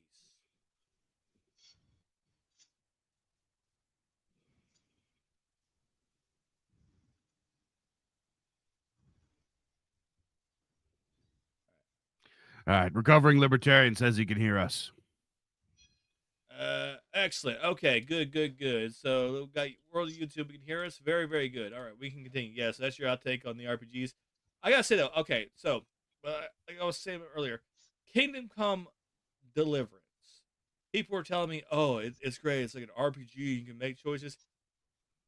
It's it's a character action game. It's a character adventure game with some RPG elements, which is like having a build or whatever. But it's not really that great of an RPG game. And I'm gonna be honest, there were a lot of technical issues that I was getting pissed off with near the end. Like, for instance, I ended up in Vranyek where you had to fight, where you're in an area where you're supposed to be infiltrating these bandits. I'm like, this is a bandit camp. I can kick their asses. Well, there's one guy, a combat master that you met in the beginning, that he's working with them. He's on the side of the bandits, and if you attack the bandits, he'll attack you. But because he's required for a teeny tiny little thing later in the mission, he's invincible. Like literally, the game will, if you attempt to attack him, the game has an X pop up and refuses to let you attack him, even though he's attacking you. And even when I use the game has a thing called Master Strikes, where you do like a perfect block or perfect parry, and it hits him in the face. Even then, he didn't die.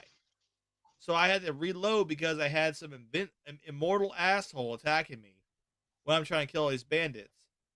But I knew it wasn't like you couldn't do it because I went around. I went to the exact opposite end, attracted all the bandits over there away from him, and then just beat them all to death. And then when I found out that he was required, because go over here and fight the guy and see how well you do. One perfect parry finished him off entirely. I was like, well, this is bullshit. Wait, what game was this again? Kingdom Come Deliverance. Oh. Yeah. And I mean, I could see what they were trying to do with not the to be combat confused with the sequel, King's Coming Men 2. yeah, that's why I said like I told people before I would never ever purchase that game, but Gon purchased it for me.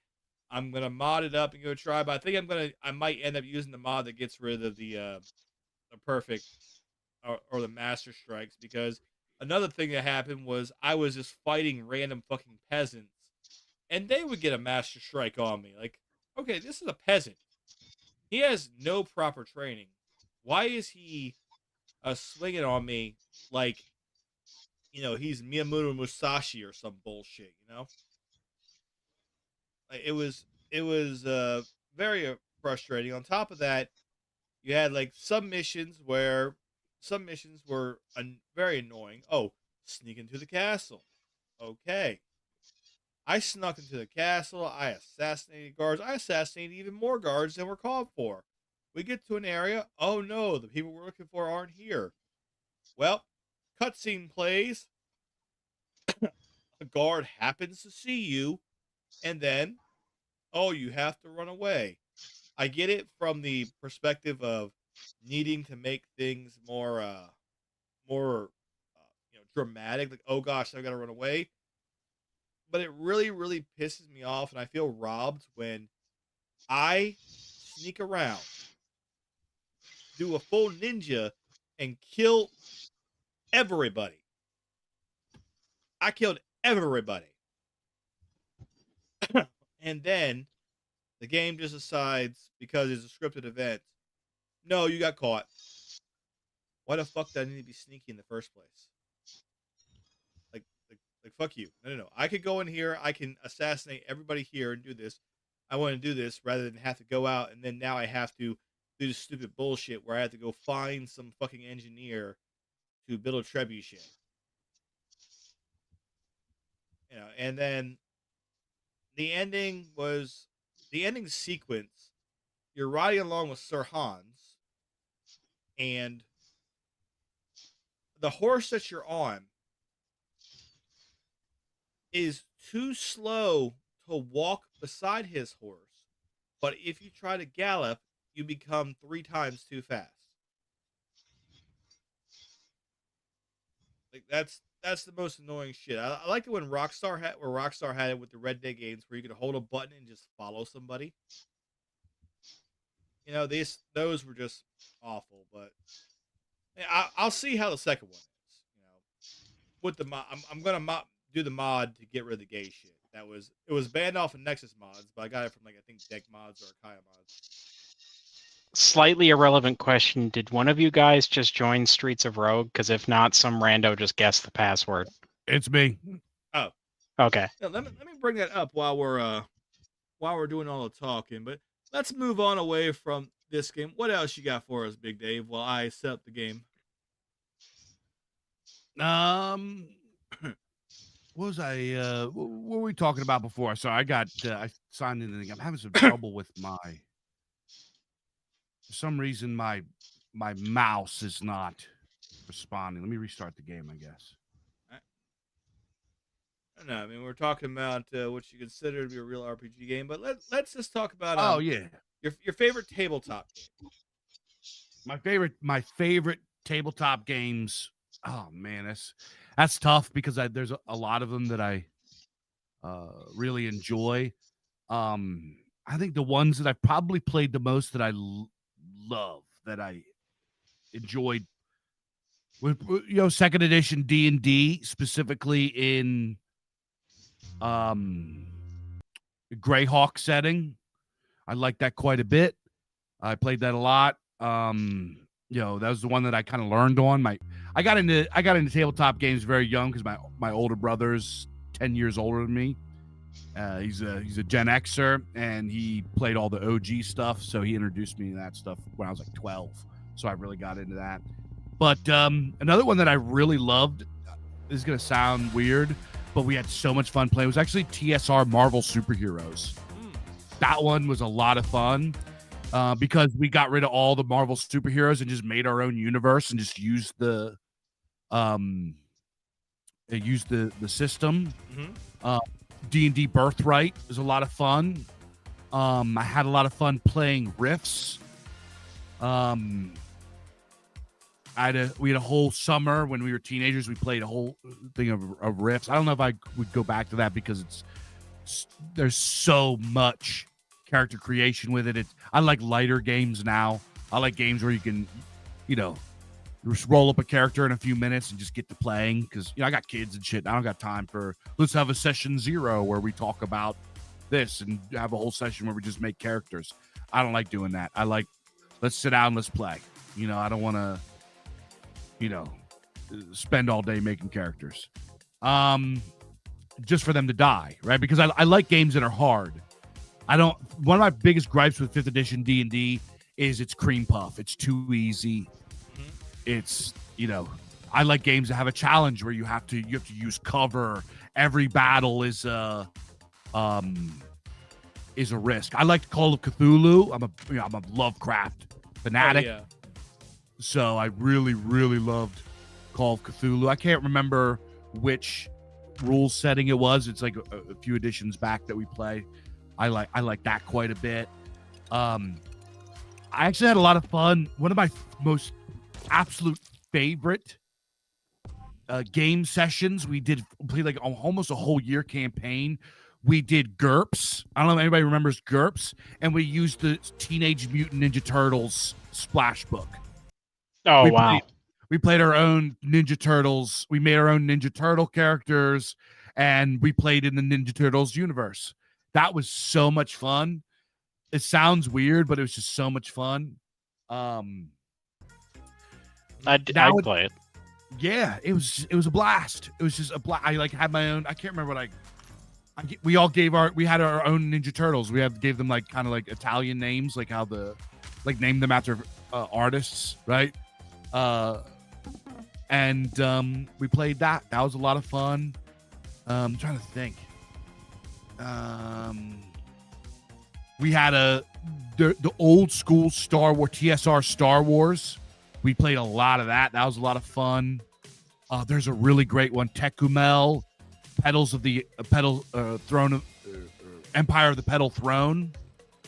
That's one that you guys might be interested in. Is created by a guy named M.A.R. Barker, who after he died posthumously, they found out that he was writing under a pseudonym for certain politically unkosher, right? He was like writing, I don't know, white power fiction or something like that, 1488 fiction. They nailed him on that after he died, and a bunch of the furries had a sperg out about it. But they don't even know that he could have just been writing it for fun. Who knows whatever. But the Tecumel Empire of the Petal Throne is a gorgeous setting. Brilliant. The guy had a master's degree in who knows, he taught Urdu and some other Chinese stuff. He was a master's degree in Eastern ancient history or something. He's really a brilliant man and made this really a neat setting. I'm a big fan of any sort of, because I've played tons. White Box is one that I like. I'm gonna give a shout out to Adventures Dark and Deep. That's an OSR setting. I like that quite a bit. That pretty much takes OG original Gygaxi and D&D and expands on it. That one's really good. What's it called? Basic Fantasy we played. I like that quite a bit. We have a homebrew. So we have a homebrew setting that I love. We play. I have a whole mechanic system that I created called the G6 system. It's a 6-sided system with exploding criticals and all this kind of stuff. And one of the settings that we came up with is called World War X, WWX. And the setting effectively is in the throes of World War I, War of the Worlds type stuff happened. There's an alien invasion. They wiped out and conquered the whole southern hemisphere. And World War I, humanity turned and had to put their focus on this alien invasion. And it has been that way for 150 years. So World War I has been going on for almost 2 centuries. And instead of, it has technology levels have fossilized, except they've expanded. So 150 years after World War I, but there's no internet. There's no, stuff that we have today. It's World War I technology, except so you got it's like diesel punk, cosmic horror stuff. So we have like these empires and stuff that we came up with, and the world has fallen, and they're kind of like doing their best to survive and carve out survival against this alien invasion of these absolutely bizarre species of aliens that aren't even, they don't even have the same biology as us. They could play like weird silicon-based biology. They don't talk. They're just bizarre alienoids with biomechanical stuff. I like that quite a bit. I like playing in that. There's another setting I have that we play in sometimes called Red Void. I actually have a YouTube series on my YouTube. You guys can go over to my YouTube. I use like AI generated images, but I narrate the setting so people can go listen to. It's called Red Void. It's sort of like my take on something like Dune or Star Wars or something like that. Pretty much the setting is Earth, or what could have been Earth, many thousands of years ago, perished because the sun of that system became like devolved into a like brown dwarf. So the best and brightest of humanity got on a flotilla and left for this other universe, and they landed on this planet they developed called Nithralis, and it turned into then there's like a bunch of genetic like eugenics programs, and they created this kind of super race called what are they called?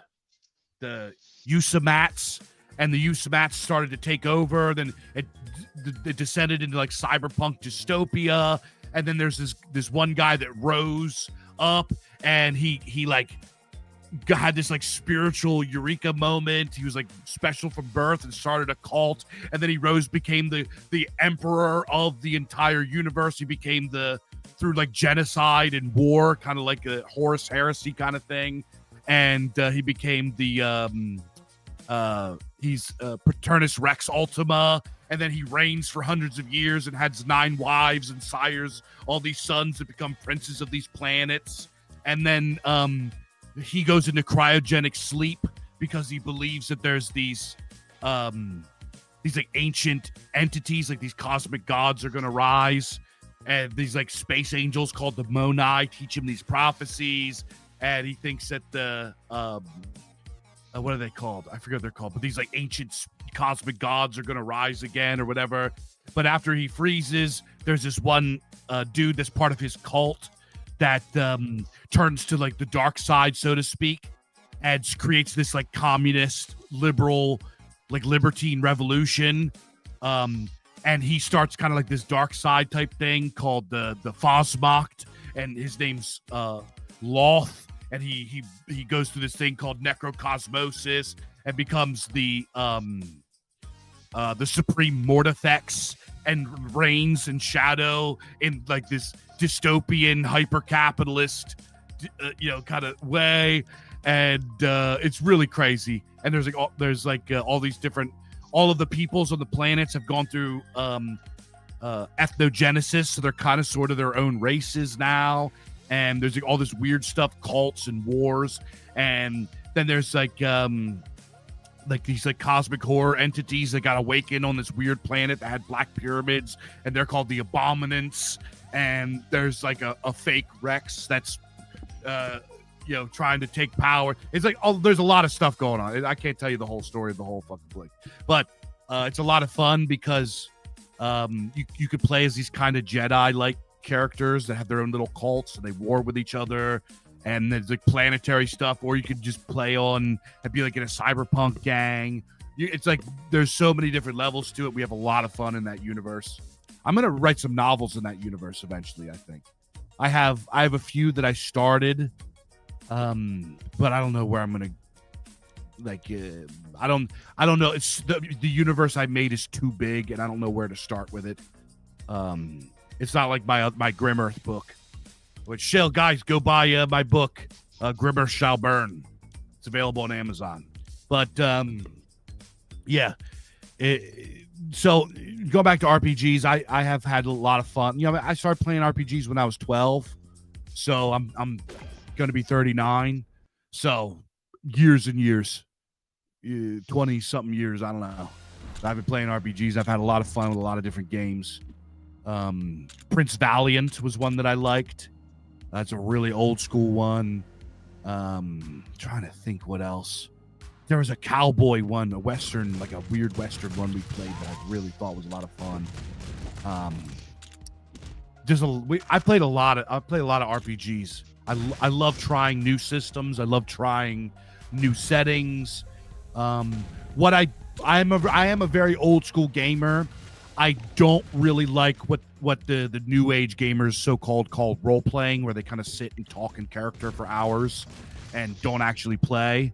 I like let's roll up. Your characters appear at the Tomb of Horrors. Now let's go in and do it. I like the strategy. I like the tactics. I like surviving. I like trying to win. You know what I mean?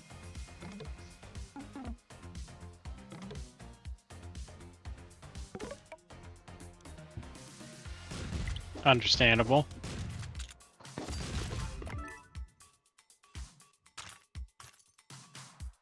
Hold up. I'm firing up Steam right now.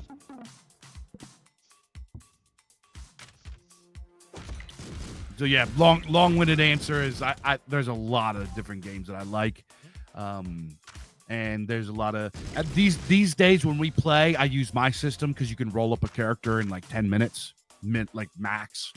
You could really essentially you could roll up my system is the character sheets that I made.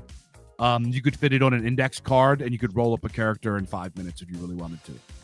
Based, because that's one thing I hate about normal tabletop is how long and fucking convoluted character creation can get. Yup. You effectively it's and then all of the formulas to generate stuff like run speed or jump height or stuff like all of the formulas are on there. So if you need to come up with like it's under where it says HP, it tells you to like take this, multiply it by this, and cut it in a third or something like that, and that's your HP. So you don't even need to reference a book. You can roll up a character just with the character sheet.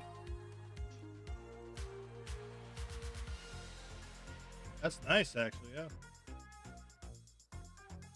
And which game is that again? The original game that it was for my Grim Earth setting. Nice.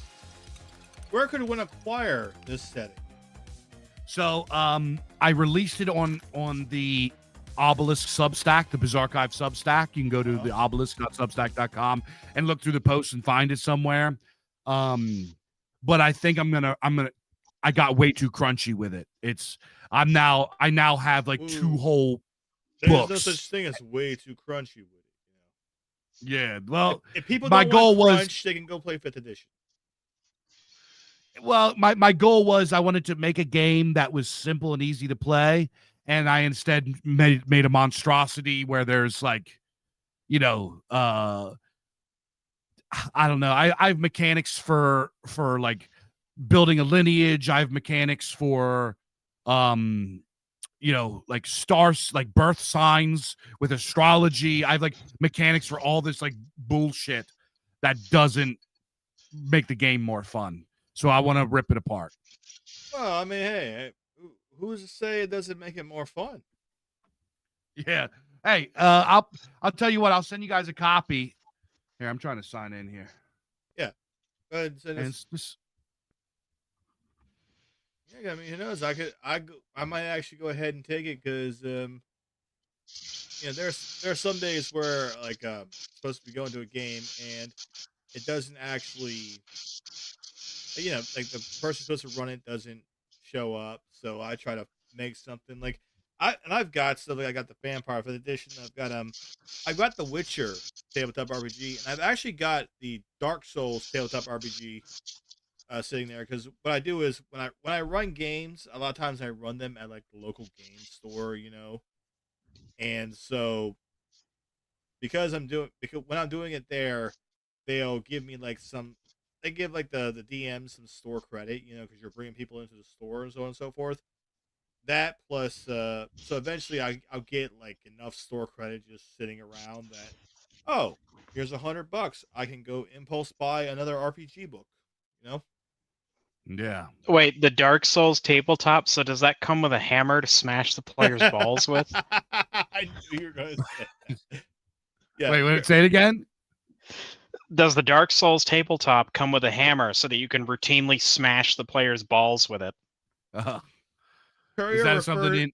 Courier refers to Souls likes as ball torch The cock cock and and ball ball torture torture. games. Yeah. Huh.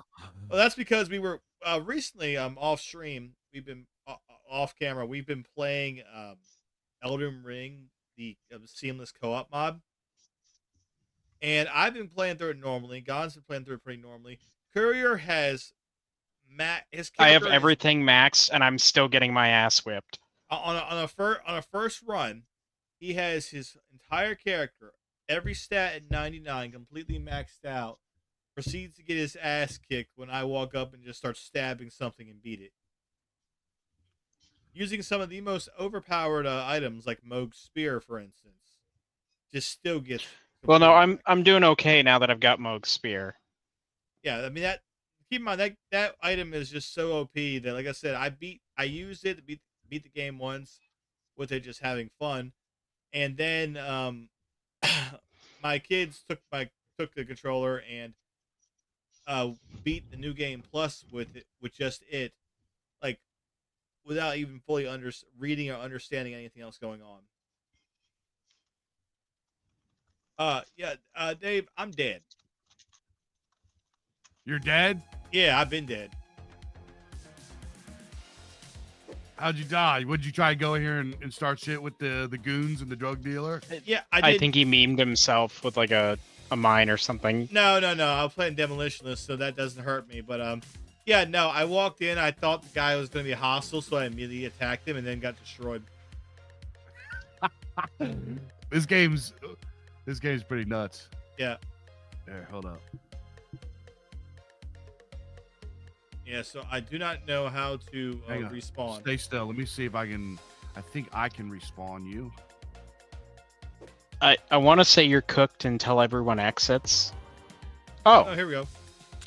I can give you half my health. That works. All right, what's our? All right, we got free a slave and destroy. All right, where's? well, we just did the slave. The reward for that was like an Uzi. Ammo dispenser. Oh, so that's everything. We can bounce. Let's get out of here. All right.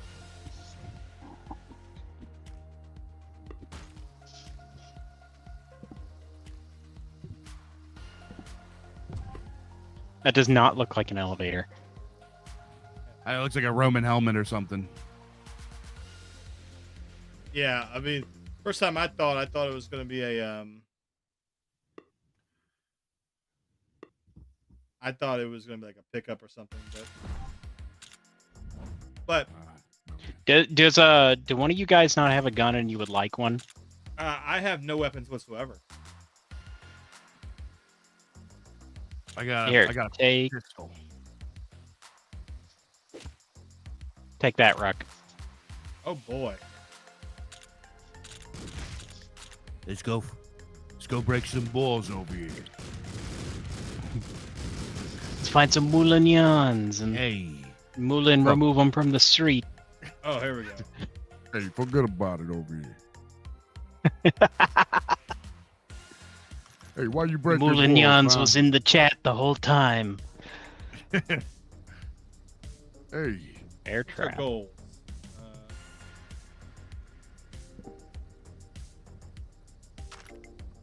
Mine is to hack, and I'm gonna hack that sales machine to make it do something. Nice. It pays more now. All right, my goals are to Let's see. destroy some stuff, neutralize some folks, or freeze some shit. Oh, see that refrigerator in the next building over? Watch this. Yep. Nice. Hey. I hacked the. Oh, I can hack the camera, bro.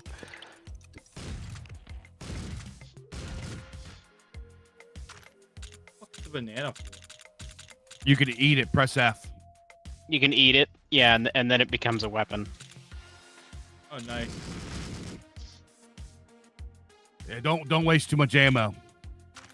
Oh, I have the common guns infinite ammo mutator on. Man, you fucking play this game for 30 seconds already an expert. Yeah, I know. I have some powerful autism. All right, what's the next, Joan? I still got to find a computer to break into. Okay, go retrieve. Let me see. I need to go. What up? Can't hack the toilet. 0 out of 10 shit game. Yep. Okay, I gotta go kill these dudes.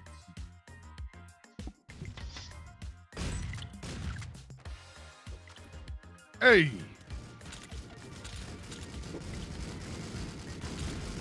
Fucking whack these guys.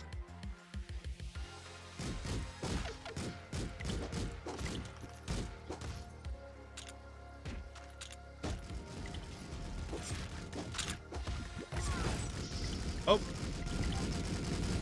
I got murked by my own, I got murked by my own bear trap. How much health you got, Dave? I'm 58. Yeah, Ruck, come to me. I've got like 106. I can I'm give right you half here of with mine. I'll go back to the shit quick.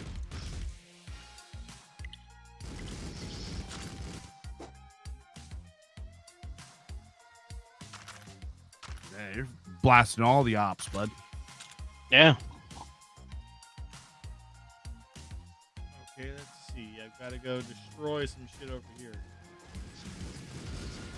So do we each like basically have our own missions with this? Yeah.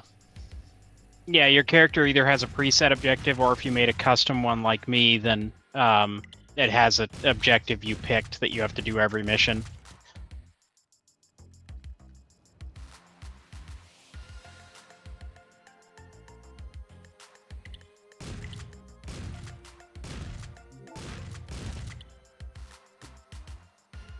I gotta destroy this generator up here. And then I gotta go bottom left corner. And I got optional. Where's my option? Gotta neutralize this guy. Gotta fucking whack this guy over here. Nah, that guy's already iced. This game is Bobby Bacala Simulator. Yep. Or Bobby. Yeah. Oh, yeah. Oh, we got the stuff. I got one more thing to destroy.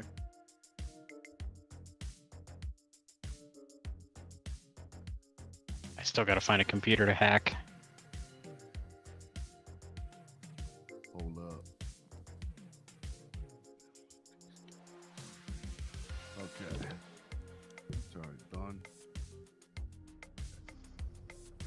Hey.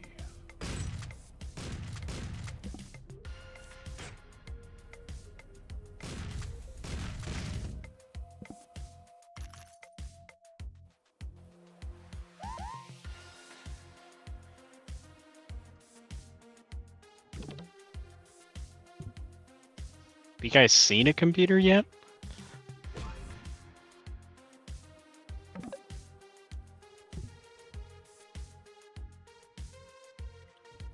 I think there's one.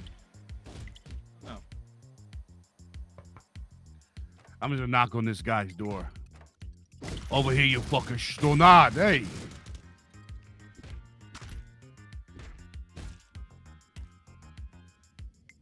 I need to go destroy this Okay. shit. Hold up. I can take care of this. Fucking way. Hey. Oh, there you go. Hold on, we got a fucking wise guy over here. Not anymore. Get the fuck out of here. What's the matter, you, huh? Fuck you, pay me. I'll check some things. I'll check the chat while we have a chance. Like Kuma. One dude. Can they see the game on the screen? Yes, they can. Let me see. Yeah, RPG is the best player friend. So funny thing. So, Dave, so you mostly just run games like your Grimgir setting and GURPS. No, I have my own system. I have my own dice system that I made. Is that Grimgir or is that something else? I missed it. So it's a system that you can use for whatever you want, but it is Grim Earth. I call it the G6 system. Ah. Oh, Curry, I Yeah. found a computer Where's it at? over by me. All right. Let me break into this safe.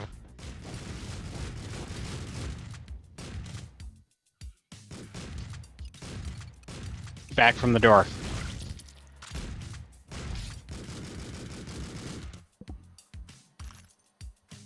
What was in there? Money. Oh, Yes, Curry. juice over here. box.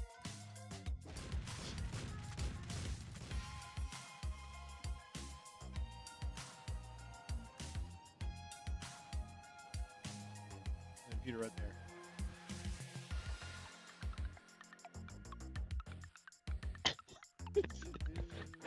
Where at? Inside this building, or No, over here in the corner. got it? Is this not a computer right here? It is. I'm hitting it. All right. All right. Let's see. Turn off security. Release the gas. So good.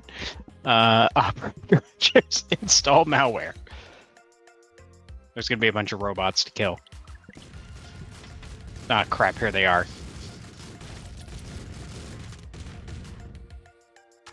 Yeah, that's a thing too. Is they blow up when they die. All right, ready? All right. Yep.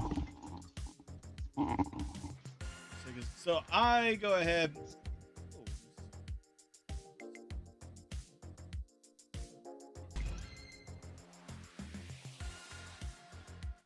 So when I run games, you know, I like to run like a more roleplay heavy games at times. I like to run games where I allow for crazy shit, but I also what the hell's going on? I think it's just that guy's down right now. Okay. Something in the air. I got confused. Now I'm slow. No, I'm rolling around with, like always crit. Supposed to be neutralize this cop over here. You go.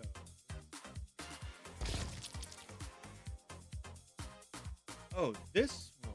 Okay, that's coming up. Okay, apparently I'm huge now. Huge. Bro is literally Big McLarge huge.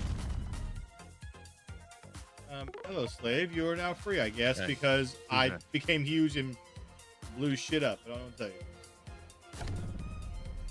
Steer run clear of the failed. bridge. Oh, what was that? I hacked the fridge and told it to run. I had to move because that fridge almost hit me.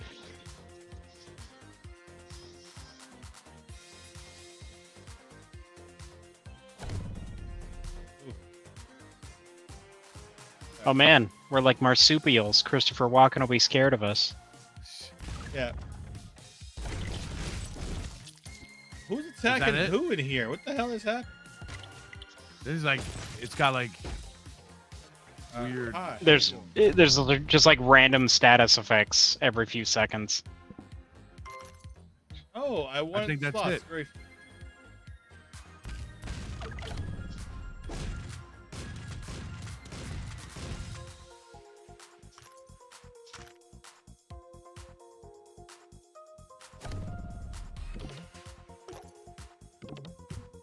Let's see.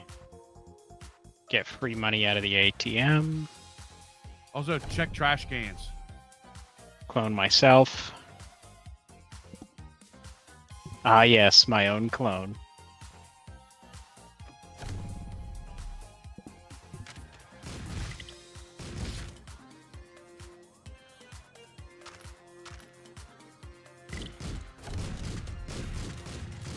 Computer. Oh, regenerate health. Perfect. Exactly what I needed. Fucking guy.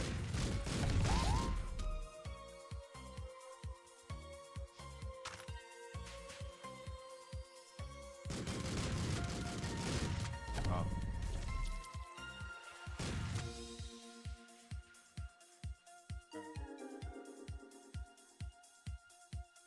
Is that it? I just got to find a computer again.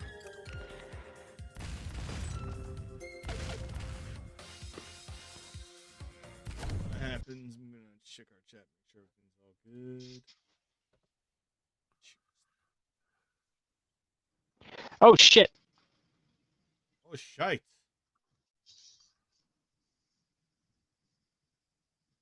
There's random dudes coming after me. You ain't doing no damage with that.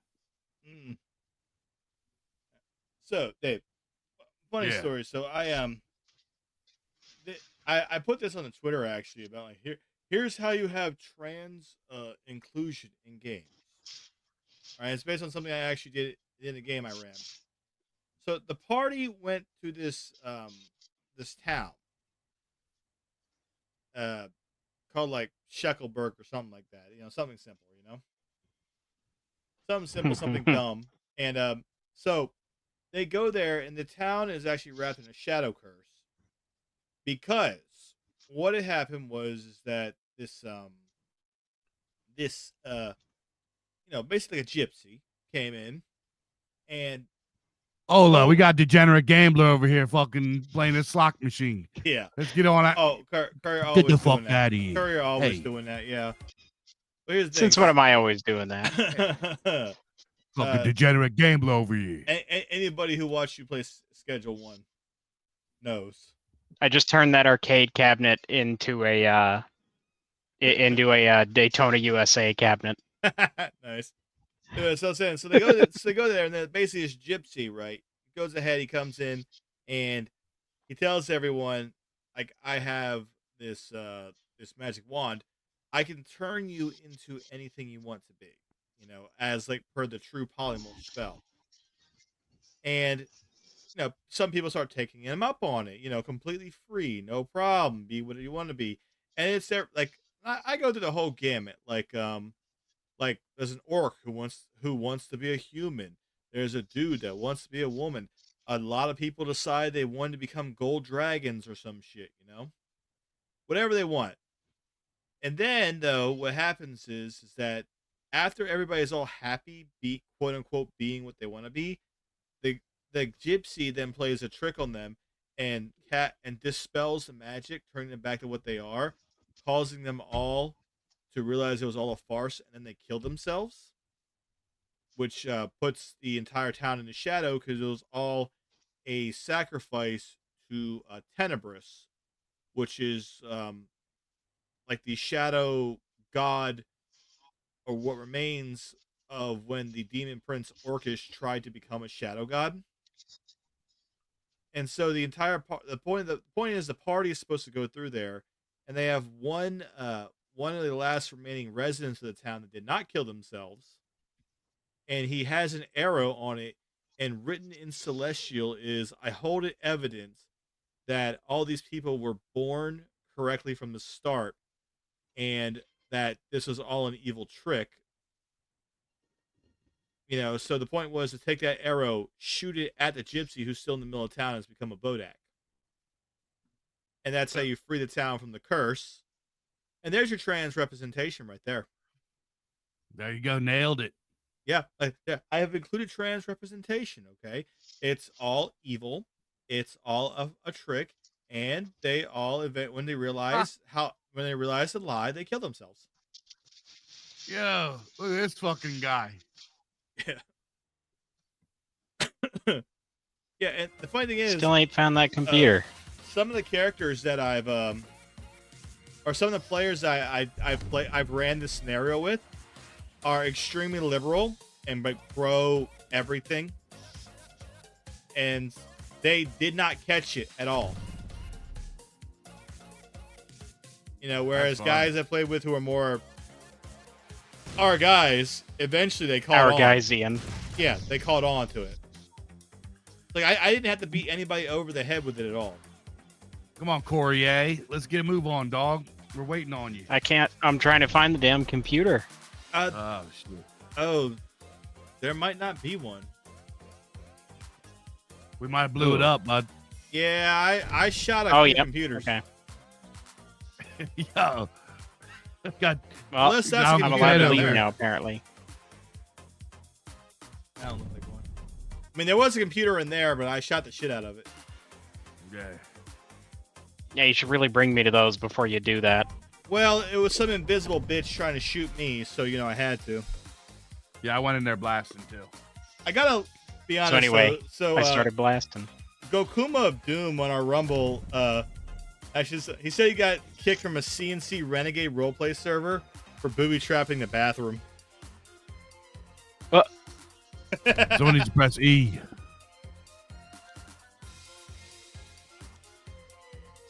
There's RP servers for Renegade? What? Apparently. That's kind of neat. Yeah. Yay. All right, what's the...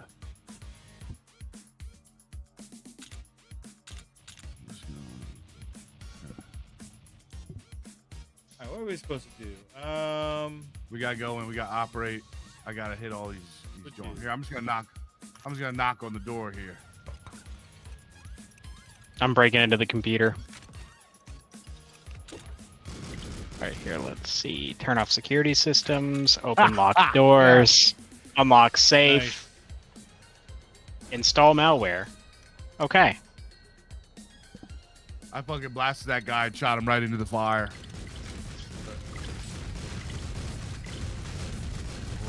We gotta hit this. I got 10 seconds. Hold on. There we go. Oh, shit, I got smoked.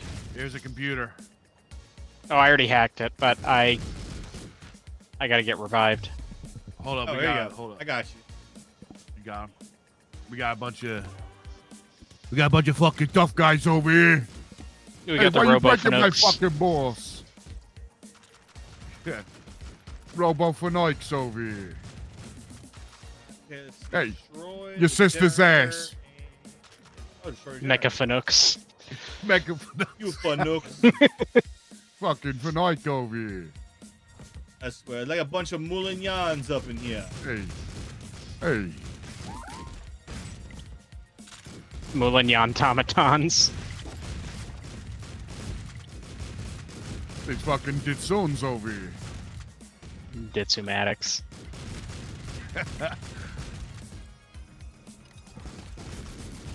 Cover me, I'm hacking. Turn off security systems. Open lock doors. Up there. Release the geese. Oh god, oh god, oh god, courier. Oh god. Oh my god!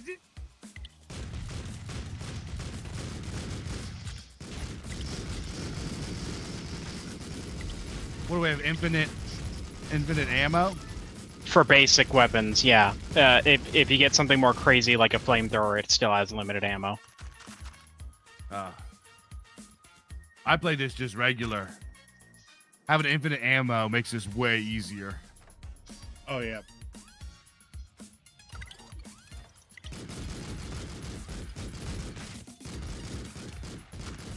Just fucking whack everybody.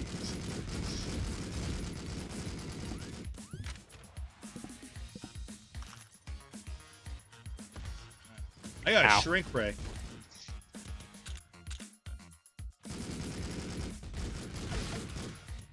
Why y'all shooting at each other?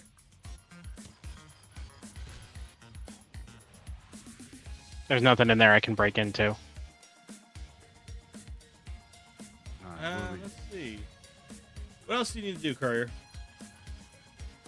Oh, I've already done it for this mission, but because of last mission, I've quote unquote failed my run. Oh shit! I just got smoked.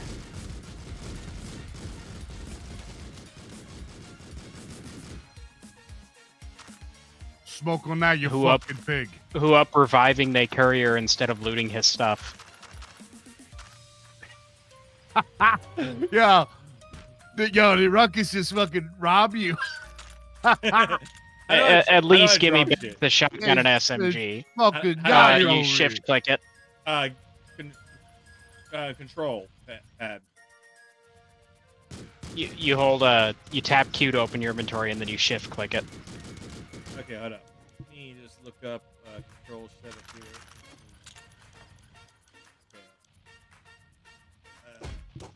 Oh, that's right, gamepad. Yeah, let me see. There should be. Yeah, this game looked like a dual stick to me, so I opted to not go with gamepad. Who's got a key to let this guy out of here? Let me see if I can. Well, I might have had a key. I don't know. Ruckus has all my stuff. Yeah, that was a key. Okay, let me go. You said Q or what? You tap Q and then you shift click anything you want to drop. Yeah. Oh, damn it. I said on gamepad, it's stuck on gamepad. Let's see. Well, if you open your inventory, it should tell you what you can press.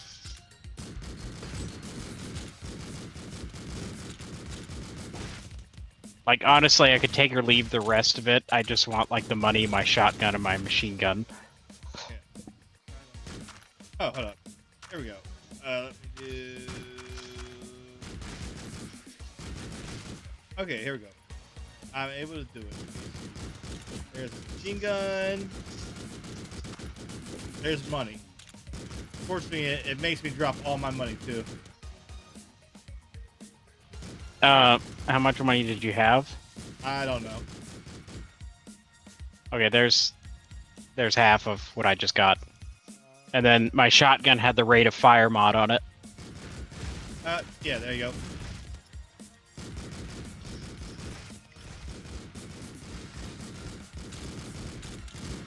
Okay.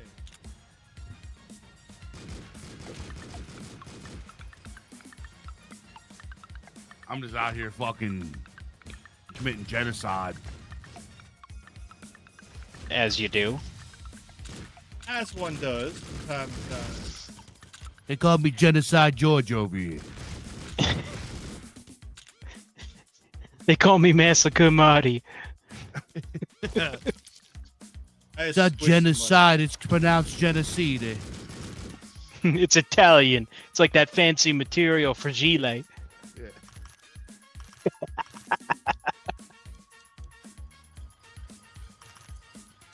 Giovanni Genocide. Hey.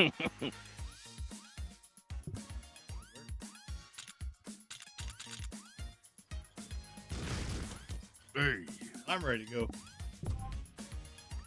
What? Remote bomb and boombox.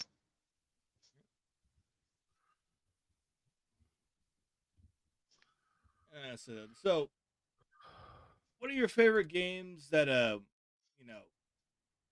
some people would call RPGs, but maybe they're not RPGs, and explain why they're not. What are your favorite games that have classes and stats? Basically, yeah.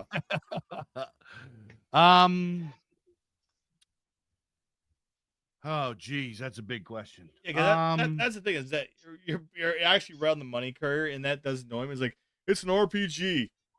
Can I make choices? Which of course, like Faggot Age to Failguard, no, you can't, because the only way to make real choices is to not do your friend's quest, so they all die in the end. Which is the correct choice in that game. Yeah. I would say going through some of my favorites. I love some of the Wizardry 7, Wizardry 8. I liked. I'm a big fan of the Icewind Dale games, Baldur's Gate 2. Yeah. Obviously Diablo 1 and 2. Yep. And then going into console era, Final Fantasy 6 through 10, I think are masterpieces. I like the Dragon Warrior series. Mm-hmm. Yep. I like. Let me think. What else? Shadowrun. I like yeah, quite a bit. Yeah, Shadowrun is a big one. Yeah. I'm gonna die. You gotta rob him. There you go. Let me think. And go to the console era.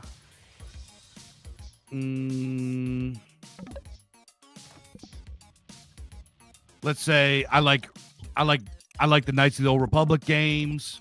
I liked. KOTOR, Kino. Oh yeah, definitely. Yep, absolutely. Let me think. What else? What have you done to piss these robots off? That happens every time I do my little hacking thing.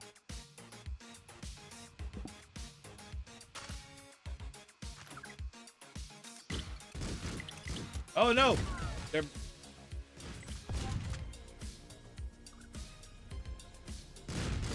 I had died, courier. Hang on, I'm on it. I revived you with money. Excellent. Good. All right, time to clone a random nigga. Why is the doctor shooting at me? Hey, fuck you guys. It's my ship.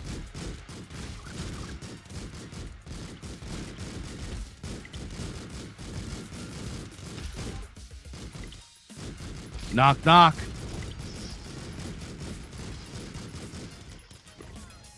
Oh shit, everything is horrible.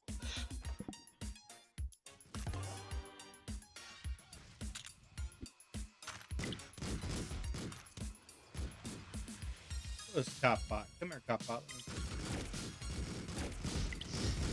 Oh god. Cop bots are not effective. It's like that fucking the audio clip of the Indian. The let me tell you something. Let me tell you something. No. You are fucking. No, you are fucking. Yep. I just leveled up. Yep. So actually, that reminds me. A funny thing that happened with the my D&D game I played last night is so going through this area, right? And there's this little critter that like eats jewels or some shit. And then once these amethysts that we found, what am I supposed to, oh, there's a drug dealer I'm supposed to be neutralizing. I gotta go do that right now. Oh, the most based of things to do. Neutralize your local drug dealer.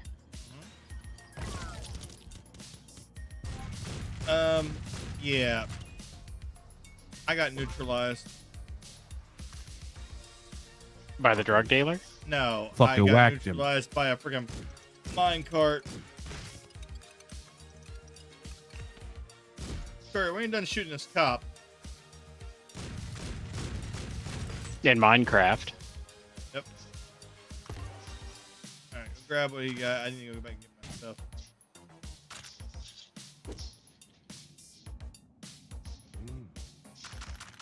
Oh, damn, Dave, you got killed? Nah. Come over here, I'll revive you. Ah, yes. No, I'm good to go. I did all my shit. Oh shit! I was walking in the fire. Looks like mine's all done too. Yeah, somebody else. Guess you killed the drug dealer before me. Yep, I whacked them all. I went up right to the window and just blasted him from the window.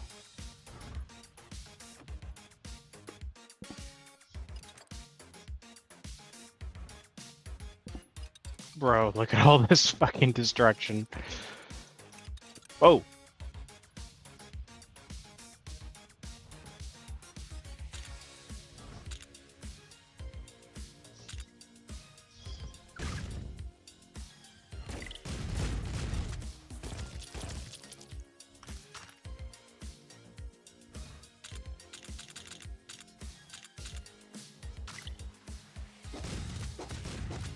So anyway, I started hacking.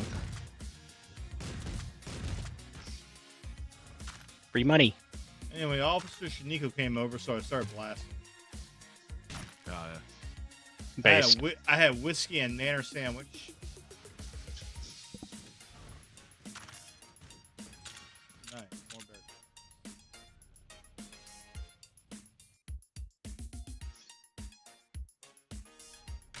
Yeah. So we were trying like just get the guy to be like, hey, drug dealer, buy from the shop. Let's see. What can I buy from you? Gigantizer. Oh, purchase. Oh, I'm low on cash. I'm low on cash. Well, there. You know what? Oh, I can fix that.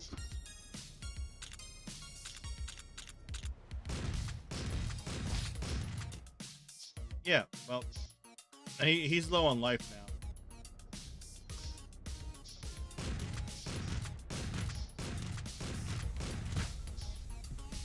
Either you guys want a jerry can?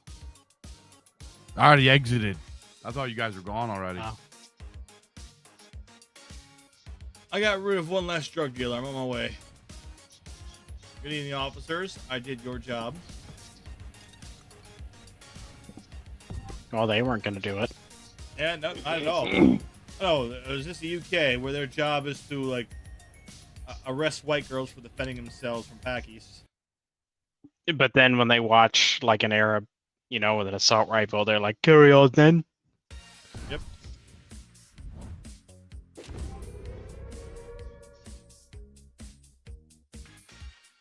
Hold up. Where's my?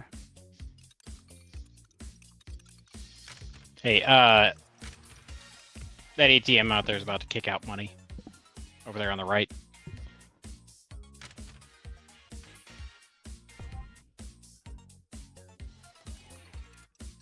I'm also going to shut off the security camera in the back room of that bar. Oh.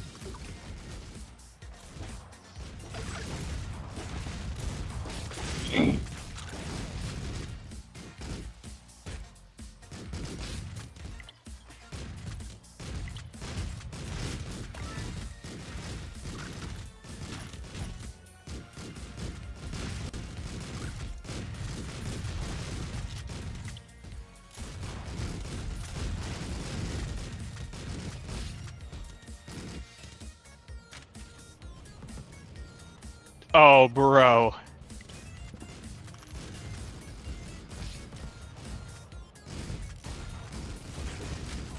I just got an accuracy mod for my machine gun. It is... We are so back.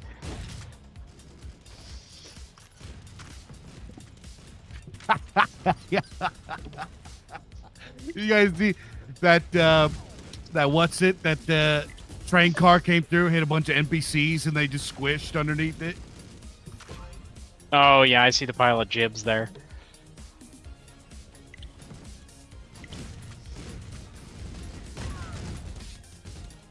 The fuck? Some bitch. Hey, Dave. Kurt, can you hire me? Or revive me or whatever? Gotcha. Ooh.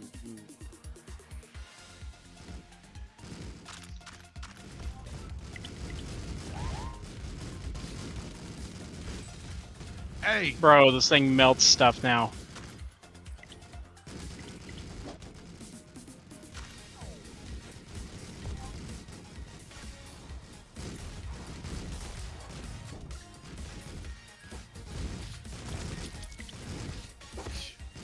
Ah!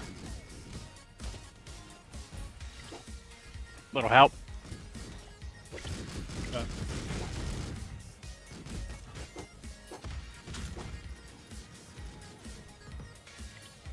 Oh. What happened?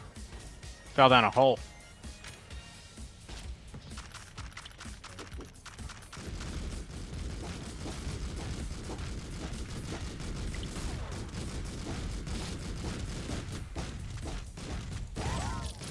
Oh, whatever that was, I just got blown up.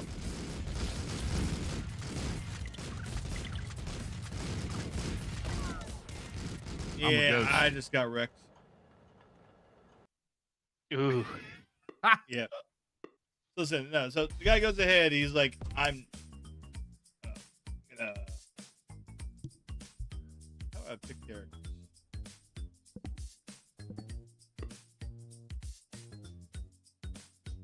You do it at the elevator. That's also where you make characters. I was able to do it here earlier.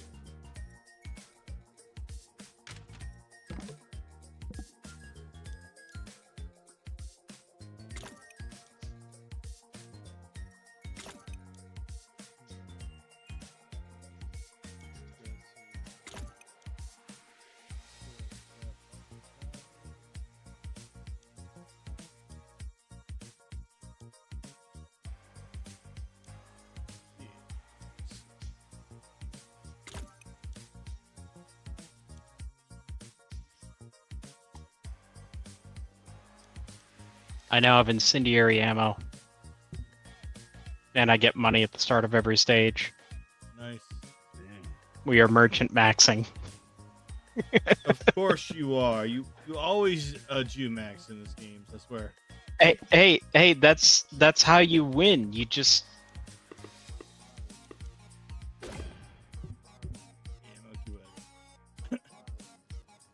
Well, I'm trying to pick traits here. Tank like. Listen, so either way, the guy goes ahead, and we're trying to get him to negotiate with the creature. You know, like, oh, he probably has some good information. Just go ahead and negotiate. No, instead he goes ahead and he refuses. He's like, I don't think this guy has any good information. Like, dude, it's like 5 gold worth of quote unquote precious stones. It's like one like opal, I think actually is what he wanted. Like 2 opals or something like that, and it's like, just give it to him. He refused, and my character ended up saying to the creature, you know, if you wanted to kick his ass, I would perfectly understand. So the creature and its 2 fire elemental bodyguards decide to do just that. And I proceeded to do absolutely nothing to help.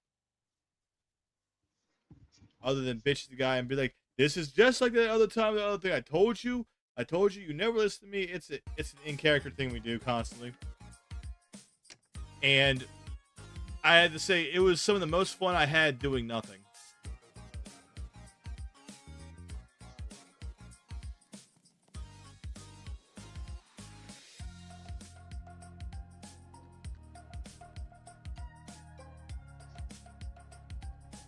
How do you recruit followers? Oh, you find random people and you can just talk to them and pay them money. Oh, Yep. really? That or you use a clone machine. Damn, I would have bought a fucking machine gun if I knew that was.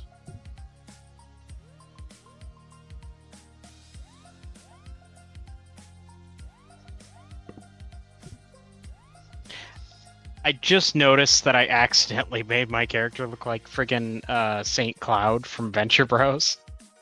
You ever watch that show? Yeah, I remember that. You remember fucking Saint Cloud? Nah, I remember Brock. He was. What was his name? Brock Sampson or whatever. Yeah, Saint Cloud was like the amateur supervillain who came in to be Billy and White's rival near the end. You know, the hello Quizberry, that guy. No? Nah, I don't remember that. I'm ready. This is a long time since I watched that. Oh yeah, I keep like the whole series on one of my SSDs.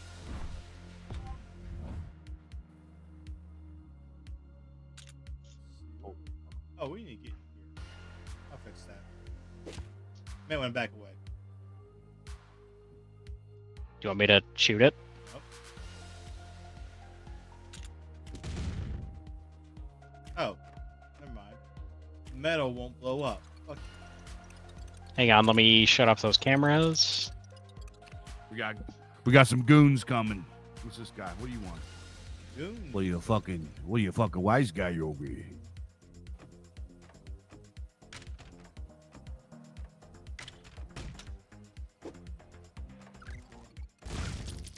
Oh!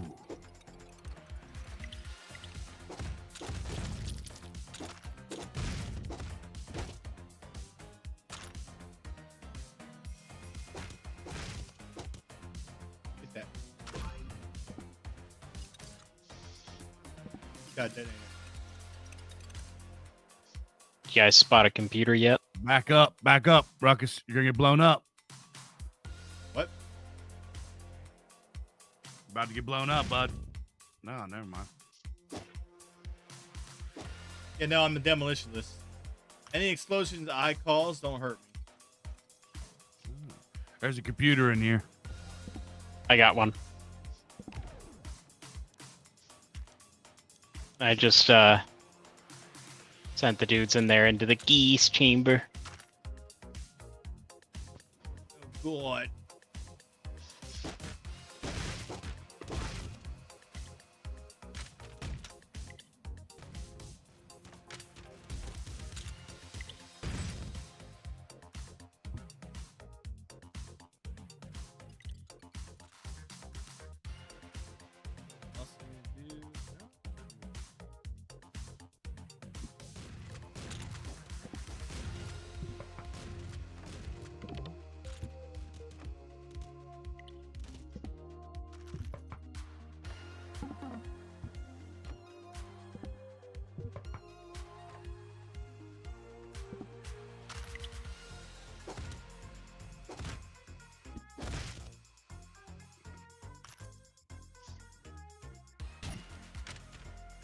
Oh, I went into somebody's house and beat them to death for their bacon cheeseburger. as you do. What I'm do you letting guys all those think? dudes What out do you of guys think jail. about this little game here? Oh, it's a fun little game. It's pretty neat.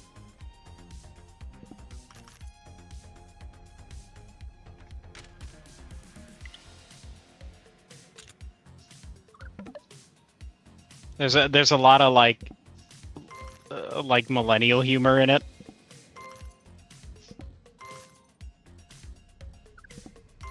But like it kind of works.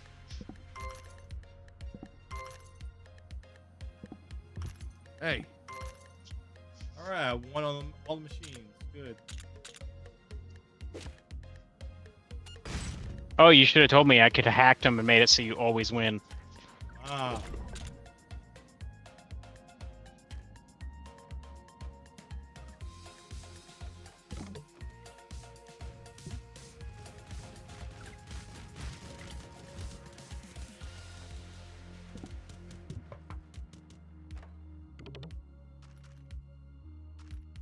I can also hack the sales machines so they pay you more for stuff.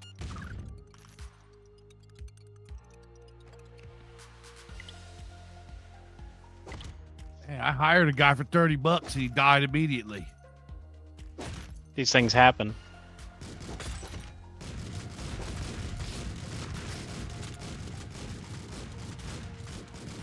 These things happen, man. You know.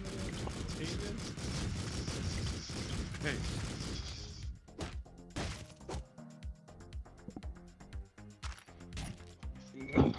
All right, I have my big task done. yeah, I'm done. Mine.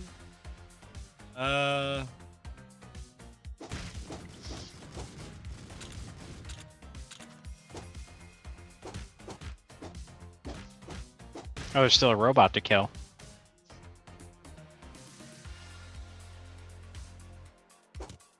I don't think I can finish mine. Killed innocent. Bruh.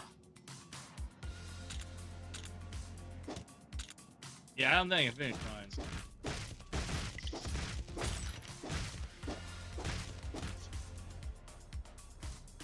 Yeah, I can't finish mine. Wait, maybe I can.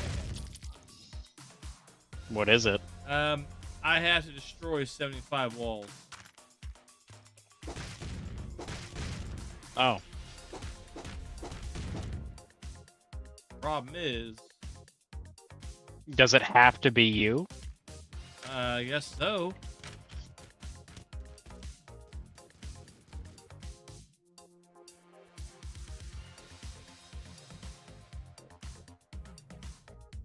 So, Dave, what do you think of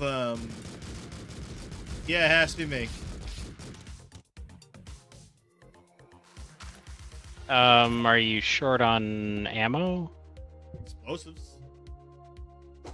There's an ammo machine at the southeast of the map. And if you're short on money, I'm about to hack an ATM.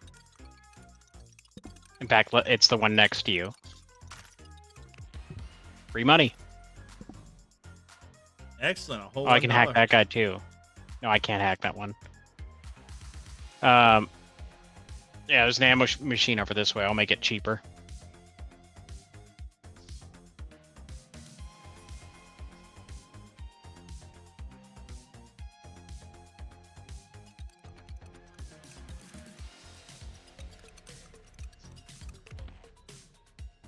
There we go. Were you able to refill your bombs there, or? No. Hmm. Watch that, it's going to explode. Help a little. And I may be able to do... Ah, damn. Purchase... nope. I could swear I saw another generator somewhere. I'm just like smoking everybody and taking their money. As is normal. Yes. Oh, look, there's a computer over here you could probably break a wall with. Oh, actually, yeah. Where's the computer? It's at me.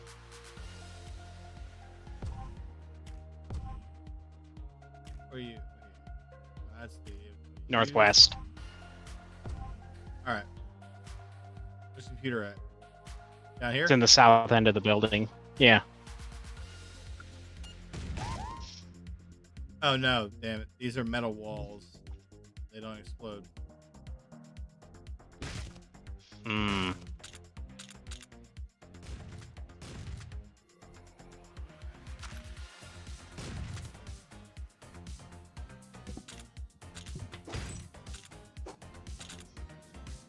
See if the tombstones count. Just know that ghosts are gonna try to beat your ass. You can't shoot them. Well, you can. There's a special gun you need. How about this, this air thing? Nope. Oh? No. Arcade machine? The No. slot machines? Oh, I can hack them. Hack 'em. Hello, free money. There's, Fortunately... Yeah.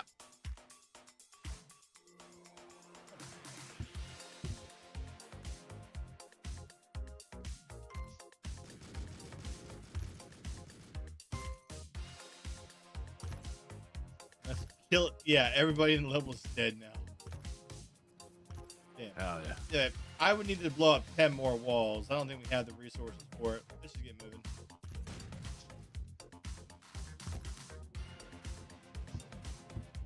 Hack slot machine to increase odds of winning. Immediately lose all of my money. Oh dear.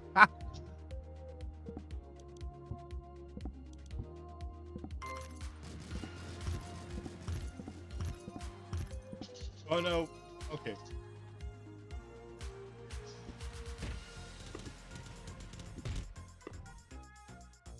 Fortunately, I think it's time to go.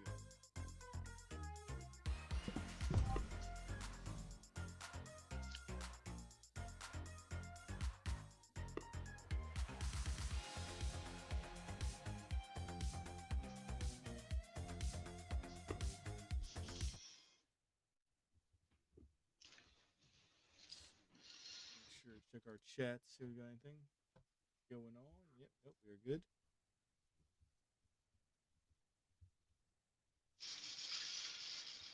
Good, good.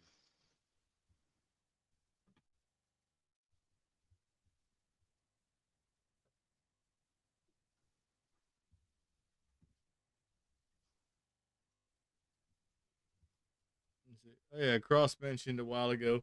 He's seen retards called Red Dead Redemption 2 and Assassin's Nope. Creed RPG games. Oh, Yeah, no, Oh, that's, no way. that's just fucking dumb.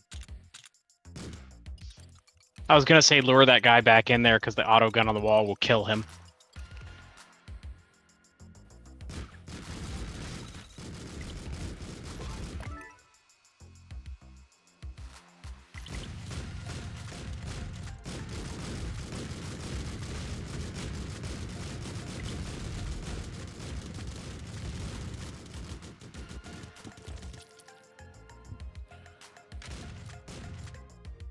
There's a computer here. Oh yeah, I got it. That's why the robots are here. They show up whenever I do my little virus install thing.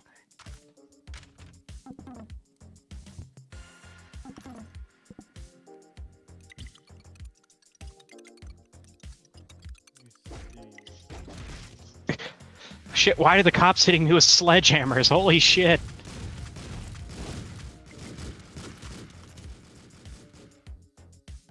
Oh, damn it, and they broke the ATM I was hacking.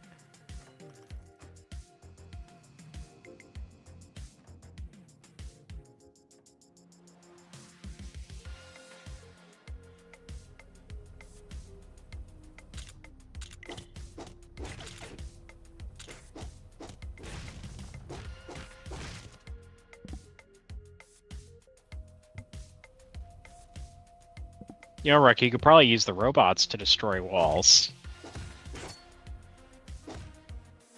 Yeah, probably could.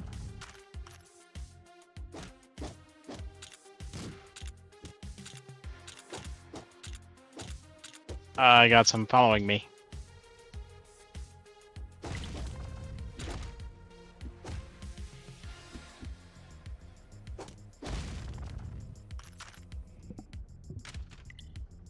I led him to the wrong person. Oh well.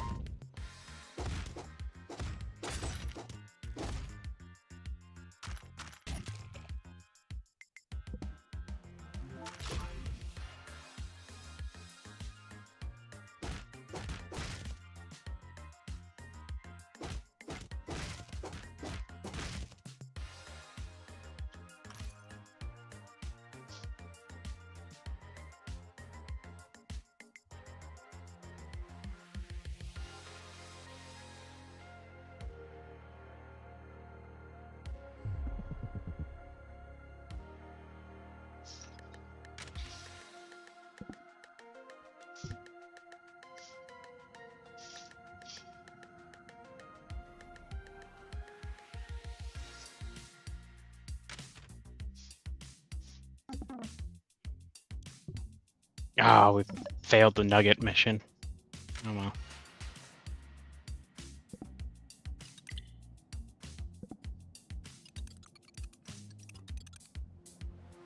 Hush back up. Damn it. I got smoked.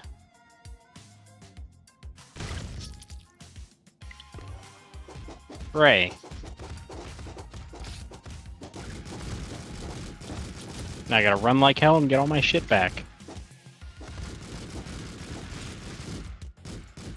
Hey, that's my Oh, guy. that's your friend. Hey.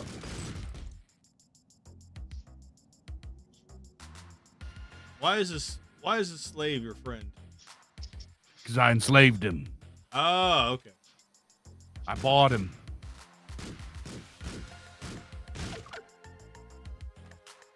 Was it like an auction or just like a wholesale? I was like, Your slave smacks me one more time, I'm gonna kill him. hey, well, don't be fucking with him. I ain't fucking Hey. with him. I'm walking over here. Yeah.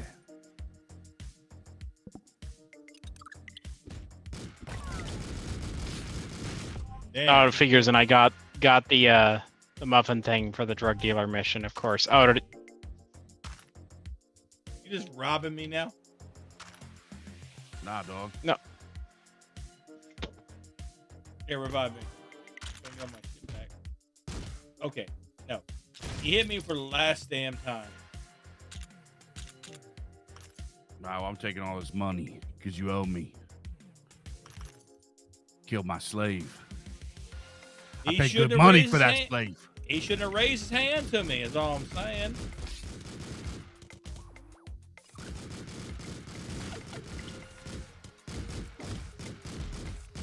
man, if this game has anything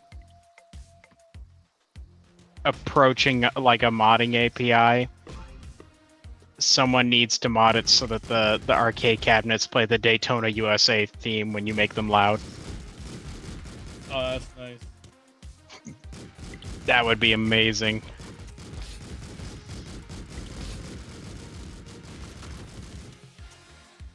Oh, shoot. Okay. Oh, dear. Oh, dear. I'm confused. I'm confused. Are you based? I'm based and confused. Help.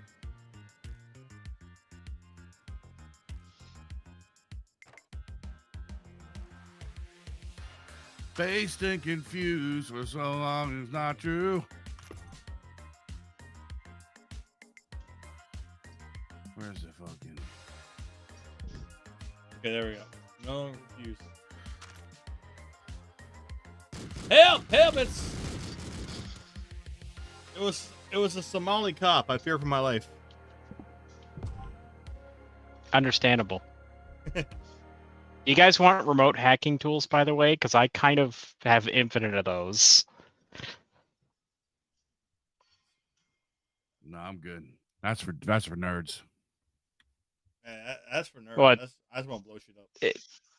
It automates the process of nerding, so you don't have to be a nerd.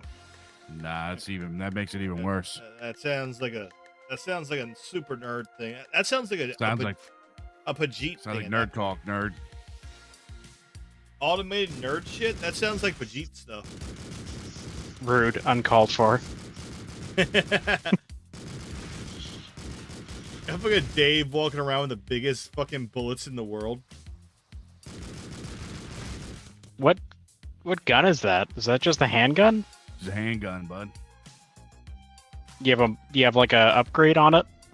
Yeah, I got big bullets upgrade. I was saying, Dave is playing rounds and he just picks big bullets every time. Yep.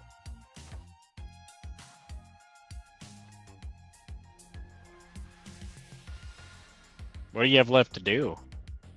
Who, me? Yeah. Just like murder these guys. Oh, there you go.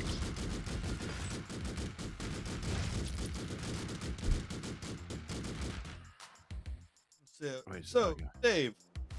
Yeah. Let's get your opinion on something. So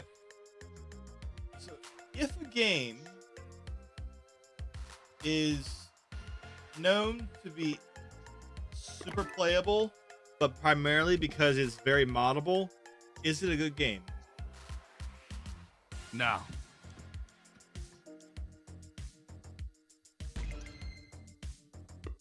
I don't think so. That means if the game needs to be modded in order for it to be good, then the game's not good. The mods are good. Yeah. So we agree Minecraft kind of sucks. Nah, I wouldn't. Nah, Minecraft is kind of its, it was like innovative and stuff. Well, I mean, it was kind of a rip-off of Infiniminer.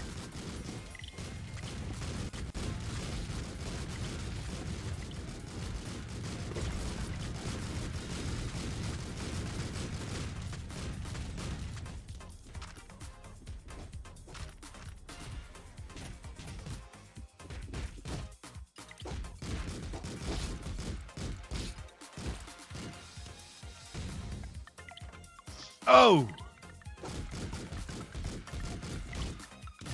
I forgot those robots blow up.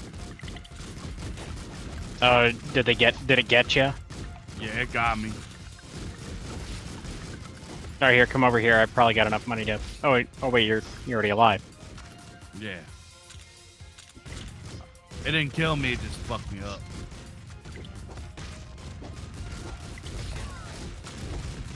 Oh. Brutal. Get over here, Rock. I can just pay you into being alive again. All right. I can pay you to not be dead. You can't pay me not be dead. I just did.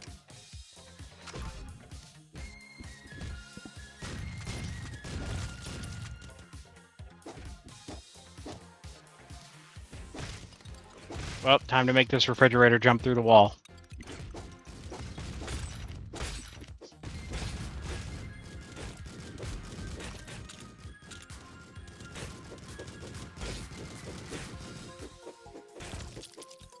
Time to open this safe. Excuse me, cop. You got a license for that baton? Didn't think so.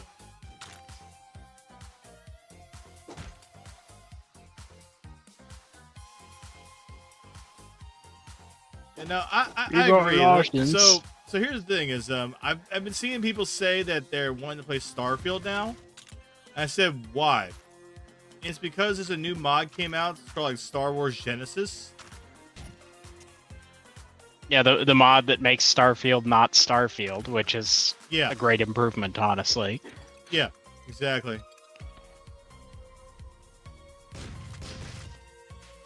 And don't get me wrong, I got plenty of mods for like my Skyrim build. You know, but Skyrim is still at least playable. You know, without them.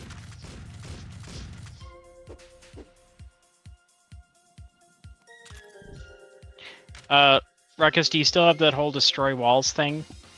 I failed that. I can fix that for you.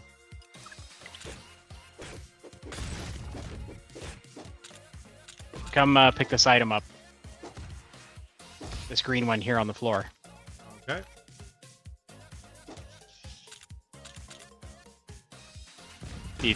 You see? Yeah, I was gonna say it's an odd dude the tube. Well, that's one way to open that fridge. Oh yeah, it's done now.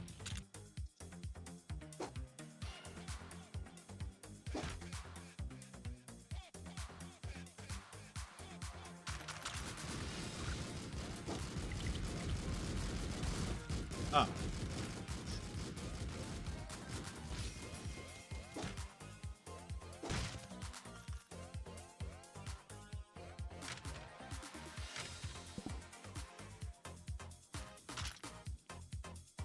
Just picking up all this stuff to sell.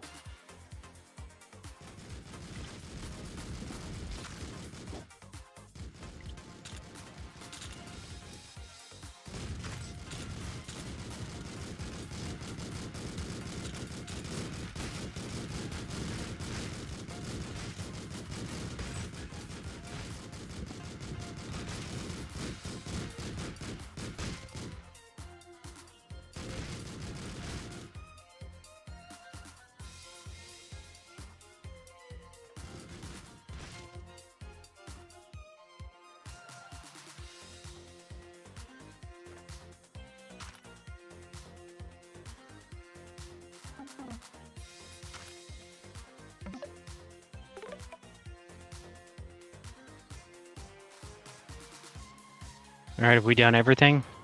At least so, yeah.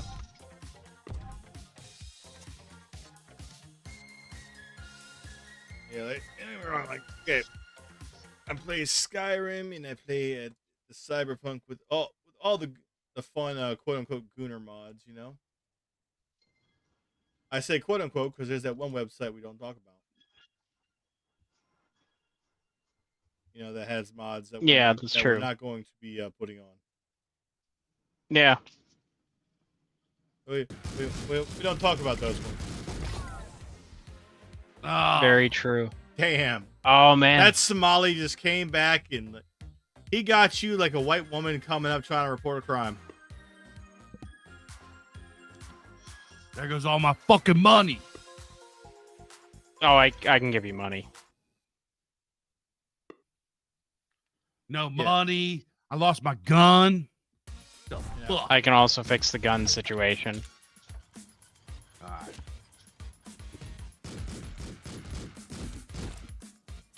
All right, bring me back.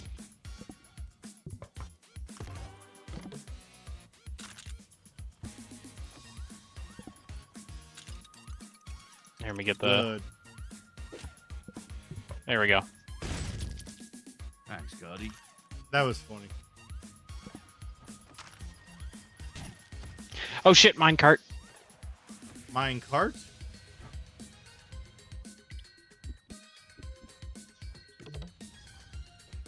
Yes. Let me get in that computer. Fuck off, cops. And now I can't hack that computer because that building has no power.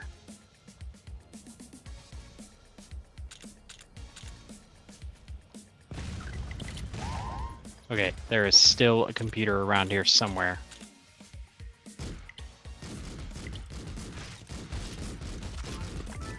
Listen, there has been some collateral damage, and I do apologize for that. But, you know, it's y'all's fault for getting in my way.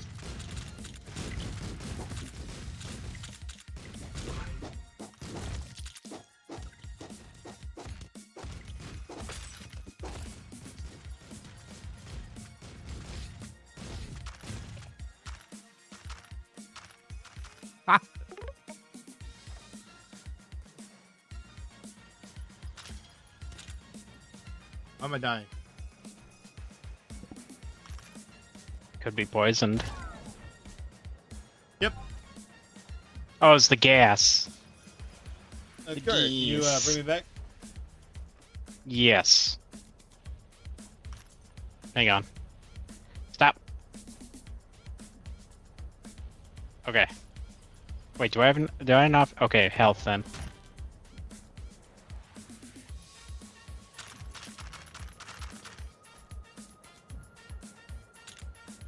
Of course, there's no fucking computer in here.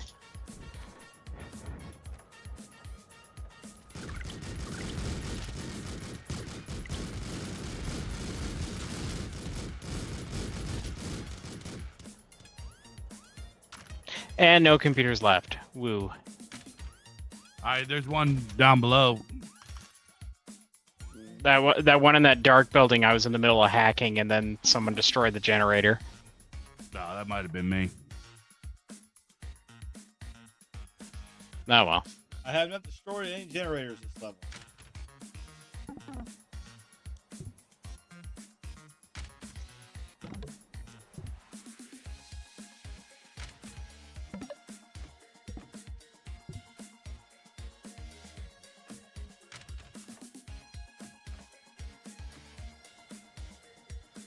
Tell me, Dave, how do you feel about what they call Gooner mods? I think they're a little weird. I don't play them.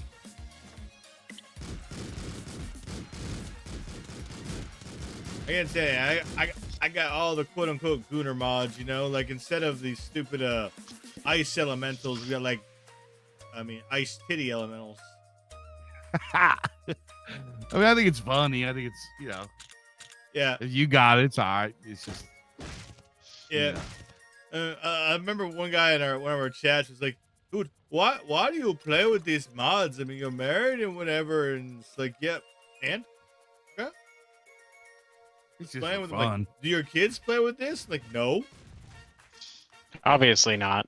obviously not. No, in fact, I make sure it's installed to my SSD, so even if they get on the computer, they don't have the thing plugged in for them to access it. The base maneuver. Remember, we don't need to shoot the cops. Curry or bribe them to ignore us. Well, what if I want to shoot them? Well, I mean, listen, obviously it's the UK diversity department, so it is what it is, right? Well, it sounds like a cop's problem if you want to shoot him. Yeah, I mean, All right, is that it? I think that's everything. I believe so. Yeah. Oh, you're welcome for me hacking that machine, by the way. Yeah. Thank you. Oh shit! It's 1 a.m. Oh yeah, it is. Like I said, we usually go till about 2 a.m. Yeah, I got a few more. I gotta get out of here. I was Actually, gonna say, you got anything more you want to regale us with in terms of spurging out about RPGs?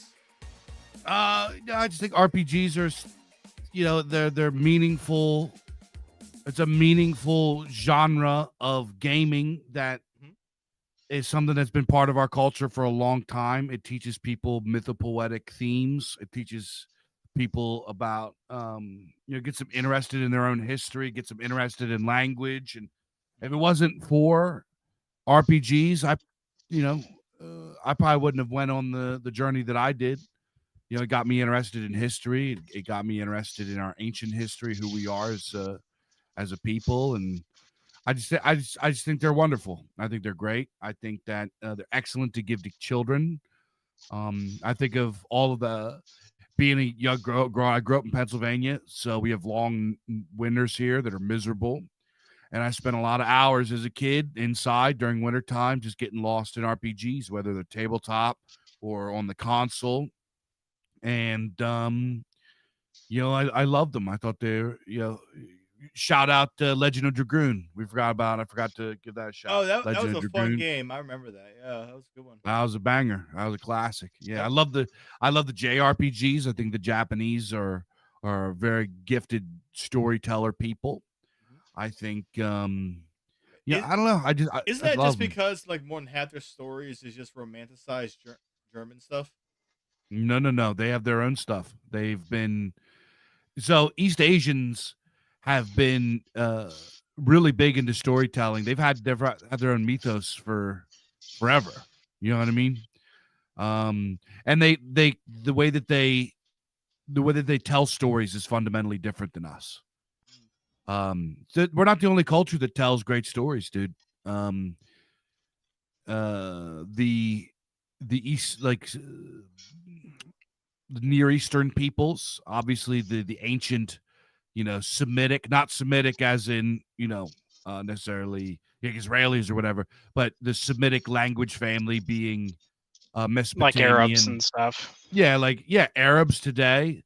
I know we have our feelings about Arab immigrants and stuff, but um, there are people that have a very rich storytelling tradition. The ancient Semitic cultures, like the Egyptians, are very gifted storytellers. There's just so many. There's a lot of cultures that were very poetic and did a very good job telling beautiful stories. Hmm. The Chinese. Speaking of Chinese, Jade Empire. Who remembers the game Jade Empire? Oh, Jade Empire, Yeah. yes. What a banger! What a banger! Hmm. Yeah.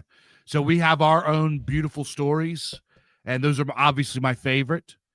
But as an enjoyer of beautiful things and ancient things, I I am comfortable enough in my own skin to look across oceans and see different peoples and Hmm. appreciate the beauty that they create too. So, And Courier appreciates the East Asian beauty too. You know, he prefers Taki Oh, over not this Ivy. shit again. why? What is it? You got the He yellow fever or whatever. yeah, he prefers Taki over Ivy. Look, there's certain details on the model that are absent on Ivy's model. Do you like Um, Japanime, bud? Not really. No. No, I would be the one to be more into the Japanese anime and all that. But before you go, because yeah, you make some good points there. We got a Volk B Swaggin here on YouTube. He'd like to know how you feel on video game movies slash TV show adaptations. I'm trying to think which ones there are. Hey, Well, shout out the OG Street Fighter movie from the 80s. yeah, there was that. I Yeah, remember. Yeah, what a big piece of shit. I liked it though when it came. The they, original Mortal Kombat movies. yeah, Remember them? oh yeah, dude, they were so bad, but they were at least decent versus today all of today's crap. Like okay, a lot of people are looking at the Fallout TV show. You know, Oh, garbage. I'm not one. I don't even like Fallout. I don't like post-apocalyptic settings. I think that they're ugly Oh, and monochromatic, and I think they lack real yeah, rich I'll agree that a lot potential. of those settings are tend to have the same monochromatic everything's like blasted to hell thing, which is I was actually talking to a friend of mine. She's a big she's a big fan of the movie Threads, you know, from back in like the 70s. Where it's like, oh, and it's a very, very depressing movie. She likes nuclear war movies like that. And I said, you realize that that's not really like scientifically viable. It's like, what do you mean? No, it totally is. I said, okay, explain to me. Now, first thing is, I'm trying to do this with a woman, so that was my first mistake. But explain to me why you think it's scientifically viable, besides the fact you saw in the movie Threads. Like, what do you mean? I said, listen, uh, there are people living in Chernobyl. All right, they're original residents, but they're living there. And in the next decade or two, Chernobyl could be considered livable again. Um, Hiroshima and Nagasaki both got bombed, and time has shown that blacks are more destructive to a city than nuclear bombs are. Okay, because they recover from the nuclear bombs. Chicago, Detroit, Baltimore, you know, all these places have not recovered from the influx of diversity. You know, and you know, like let's be honest, okay? A real nuclear thing would just be real big on like eventually stuff would grow back. You know what I mean? Yeah. You I might just even have what they call a super bloom, where everything gets like really crazy, like plant infested really fast. Yeah, exactly. Like stuff like that would be more interesting. Although, as an example for the things that are out there, obviously we had the Mortal Kombat movies, the Resident Evil movies, and there's Warhammer stuff that's come out. I'm trying to think if there was any. Oh, the original Dead Space animated film. Mm, I like that quite a bit. That was a good one. yep. Um I tried to get into the Castlevania animated series. It was okay, and then it started getting it just got a little boring. Oh, what are you talking about? I thought it was. I heard it was great. Like the entire series is about how vampires are oppressed people of color, and the main character is a white guy running around beating them with a whip. Nah, I didn't The I didn't get all that, but From what I know about the Netflix Castlevania series, the only redeeming quality it has is that death is hilarious because everyone else is like speaking period appropriate like accents and stuff, and then death just talks like a fucking shit poster from 4chan. All right, I might have to watch it now. so I don't remember there being like any pause or anything like that in it. I just remember the story just got boring for me. Yeah. Maybe I didn't get far enough into it. I'm trying to think other video game adaptation movies. Yeah. Uh, I know there was so there was a Netflix Dragon's Dogma series yeah, that I I like that game, Dragon's Dogma. yeah I love the hell out of it. But here's the thing: so I went to watch it and I cut it off in like the second episode because very quickly it ended up being like a whole like the goblins started molesting a woman. I'm like, wait, this isn't fucking Goblin Slayer. Goblins would just kill somebody, not do all that. And like also I had the kids around, so like okay, we're cutting this off. You know, I just cut it off. I never went back to it because I was like, no, not at all. But how do you feel about do, oh, here's the question exactly.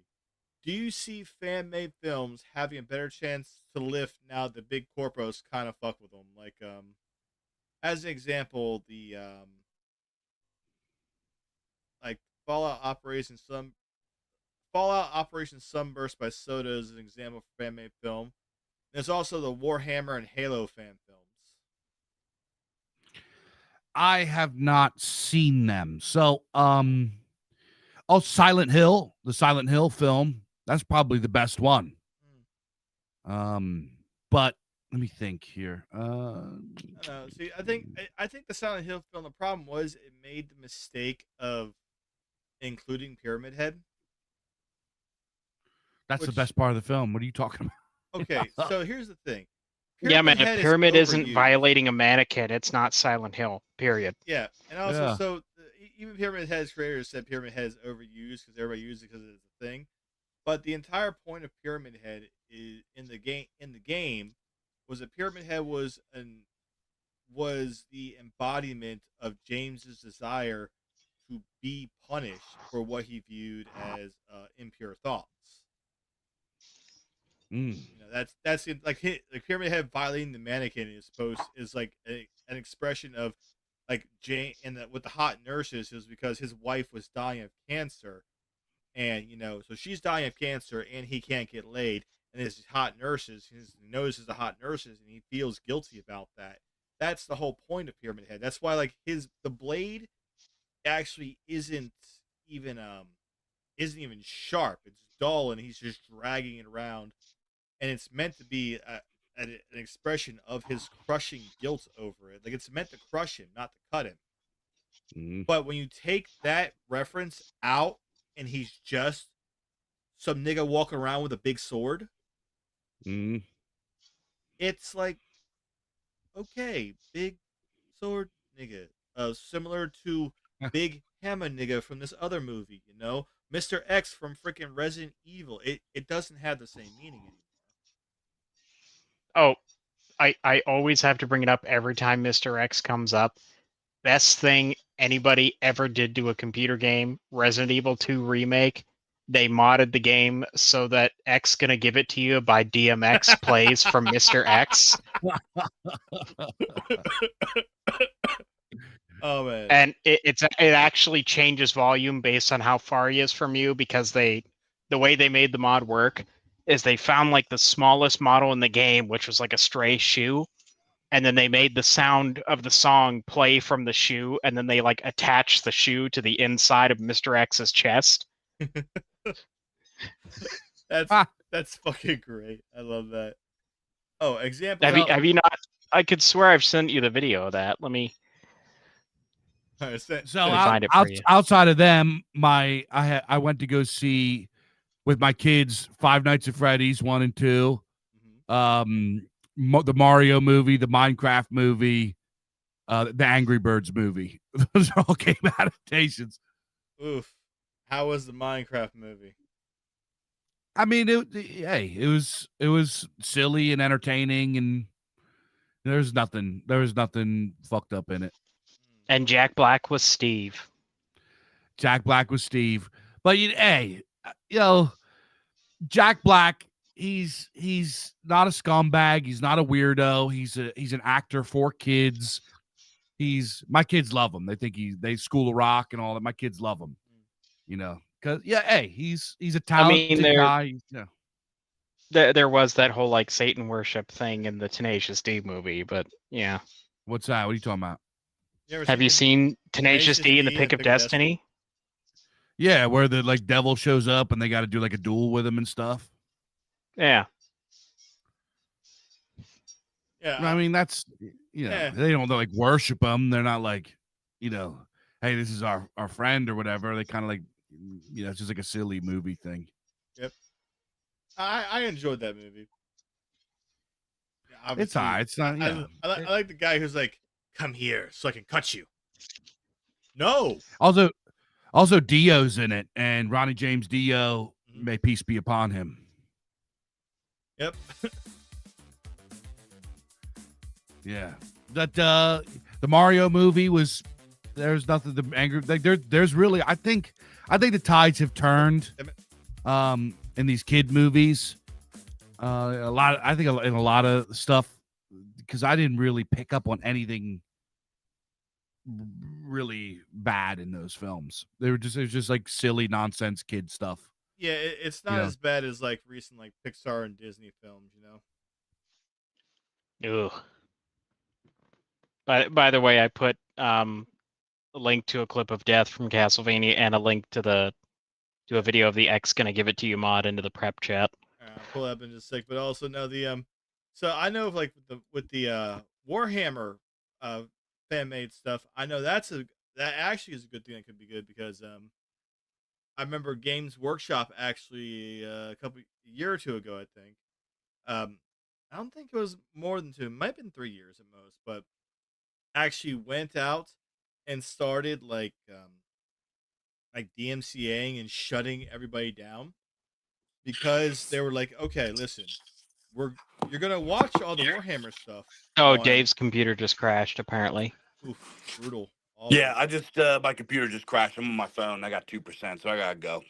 All right, fellas. I appreciate you guys having me on. Let me yak your ears off about the history of RPGs and games. Absolutely. Next time you want to come on and yak off, just go ahead and do it. Let's do it. All right, big guys. I appreciate you. Dave, everybody in the chat. Shill and all that, yeah. Yeah, guys, buy books. The Bizarre Archives. You can go to look up the Bizarre Archives. 8 is available out there. That was the Halloween edition. We have a new edition coming out for this year very soon. Bizarre Archives Omnibus. You just go into the Amazon, type in the Bizarre Archives, and find all kind of books that I'm selling.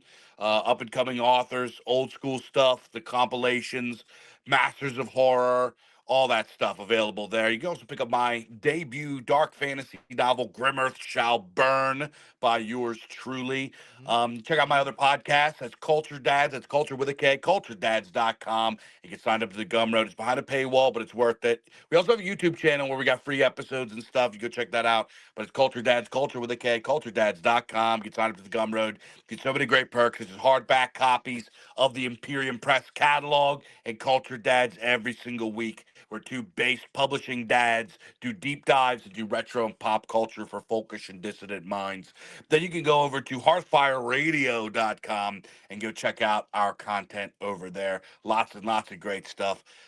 Explorations of the Germanic religion and mythology, and checking out the ancient world, and all kind of good content, wholesome, good stuff, everything. So check Yep. out all that stuff. I got lots of projects. Follow me on Twitter at Big Dave Martel.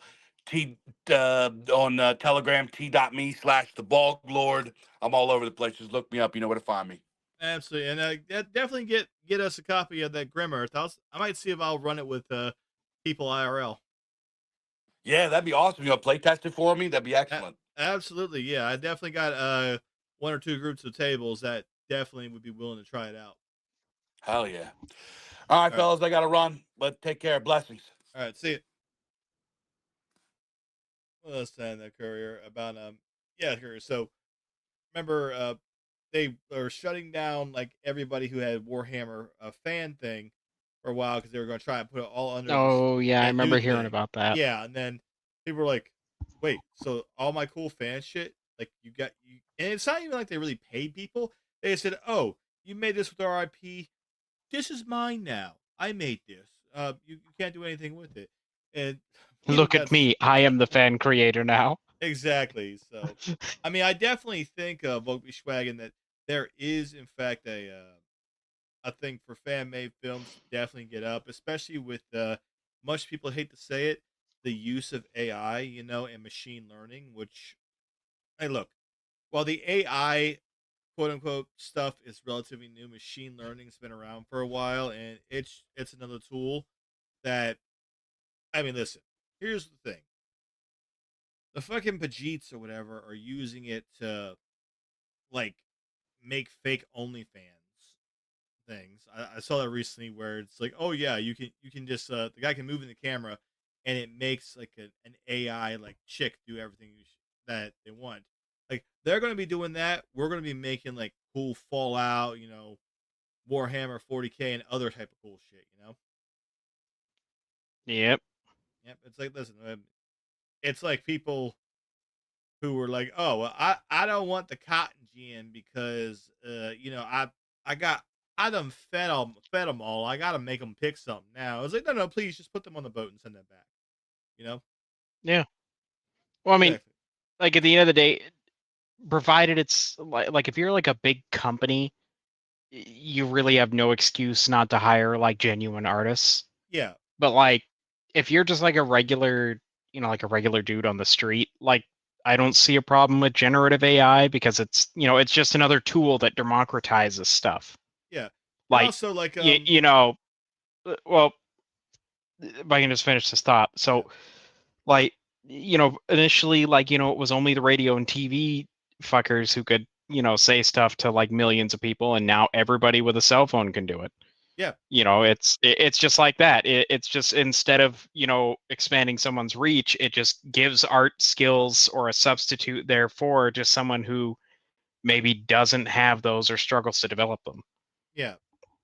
Yeah, I was going to say like so recently Larian did an AMA and all that. They came out and they said, "Listen, we're not using the AI to generate stuff, okay? Because we've tried it like generating generative text worse than our worst stuff that we have ever made. And that's the big thing is so and Larian's hired more and more artists to train their machines on, you know. Like so that's a company that is in fact doing the right thing as far as we've seen where they're not using the AI to cut people out. They're just using it to simplify. streamline stuff. Yeah, Weren't streamline they and the dev simplify that everything. came out and did the whole like we use it to iterate concept art and that's about it? Yeah, yeah, and people were freaking out like, "Oh, you're getting rid of like." No, they just bought 2 studios of concept artists. Like they're not using it to push them out. They're just streamlining it, and especially using it for things like cleaning up animations and that kind of thing. So no, I think it's a good thing. I mean, after all, like, listen, I can't draw for shit. Okay, I can't. My hands are actually so messed up from all the dumb crap I've done. I can barely hold a pencil. I ain't drawing worth a damn. So I'm very happy to use the AI to help me draw. Same. Yeah, but no, I think with all that, being able to do that and getting access to better better machine learning, and also gonna look into it. Like I know, like PewDiePie put a video out a while ago about basically taking like machines and the machine learning AIs and just training them yourself rather than just using what's available. I mean, that could be very, very useful for us and our guys, especially the creative ones. Because as I've said on this show many times before, like everybody wants to be the idea guy and all that, but what we need is we need a lot more hands. We need a lot more people hands on actually making things. Like Dudes doing stuff. yeah, nobody has to make the whole game by themselves. But if you're a guy who either who We knows need somebody some, making it though. yeah, like if you're the guy who's like, oh, I can make these assets in a particular game engine or something for people to use. That's great. Make the assets and then get it out there. And I mean, obviously, it should go without saying. I mean, our guys should get paid for their work. I know. It getting right wingers to pay anything is as hard as getting a goblin to not drown himself trying to get a penny that's been glued to the bottom of a pool. But I And then mean, there's the tragic case of me where I'm more than willing to pay people, but I don't have the money. right? Yeah, yeah. Again, people, join the Chudman Circle. Give Courier some beer money. But yeah, no, I mean, like our guys should be doing all this stuff, all this hobby stuff, and get paid a little bit for. $5 here, $10 here. Obviously that kind of deal. That would be the best option. Outside of Like that, Reaganomics, but not gay and green skinned. yeah, no, yeah, where it actually works and that kind of thing. Outside of that, I mean, Kurt, you got anything else to say on the subject we've done with here? With the RPG and whatnot. Um, Dave left a great impression. He seems like a really cool guy. I fundamentally disagree with a lot of the stuff he said. Oh yeah, we definitely disagree on some things, but yeah. Yeah. I legitimately asked him if he was trolling me about the turn based. I'm like, are you trolling me? Because I disagree with you so hard, I feel like you're trolling me. But no, he's a good guy. Outside of that, if you have nothing else, I think we can go ahead and call it here. What do you think? Um, well, I think the viewers should make white babies. This is a threat. Oh yes, everybody. As per usual, and those of you who don't know, as always, we have some things to tell you. Which, first of all, time travel makes you gay. That was the one Big thing that time. went. That was the one thing that went wrong with Pellinol White Strake is he did time travel, so therefore became gay. Um, And other than that, he did nothing wrong. nope, nothing wrong at all. Nope. You should game responsibly. Cliche as it sounds, vote with your dollar. Support the people that you want to support, and don't support the people and companies that you don't want to support. Especially this day and age. Every company comes out, makes a game, and they want to be like, "Oh, you gotta get this game right now. It's the greatest game ever. It's the greatest game ever." Like, don't let them. Don't buy into the FOMO. Just chill because, like most of these things, it's like people come out. It's not that great, and in 2 months, the game that was $80 is now $30.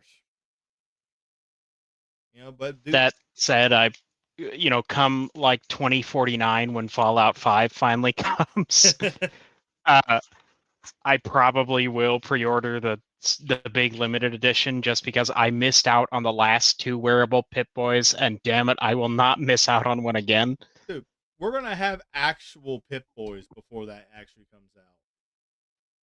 Oh no, we already do. You can actually do that. It's just most of the time it requires one of the Pip-Boys from Bethesda. Mm. Now I'm sure we'll have like actual like wearable Pip-Boys that everybody can use before Fallout 5 comes out. I mean I have like the modern like gay version of that I have to wear at one of my jobs. Well, there you go. And beyond all that, guys, of course, as always, make white babies. This is a threat.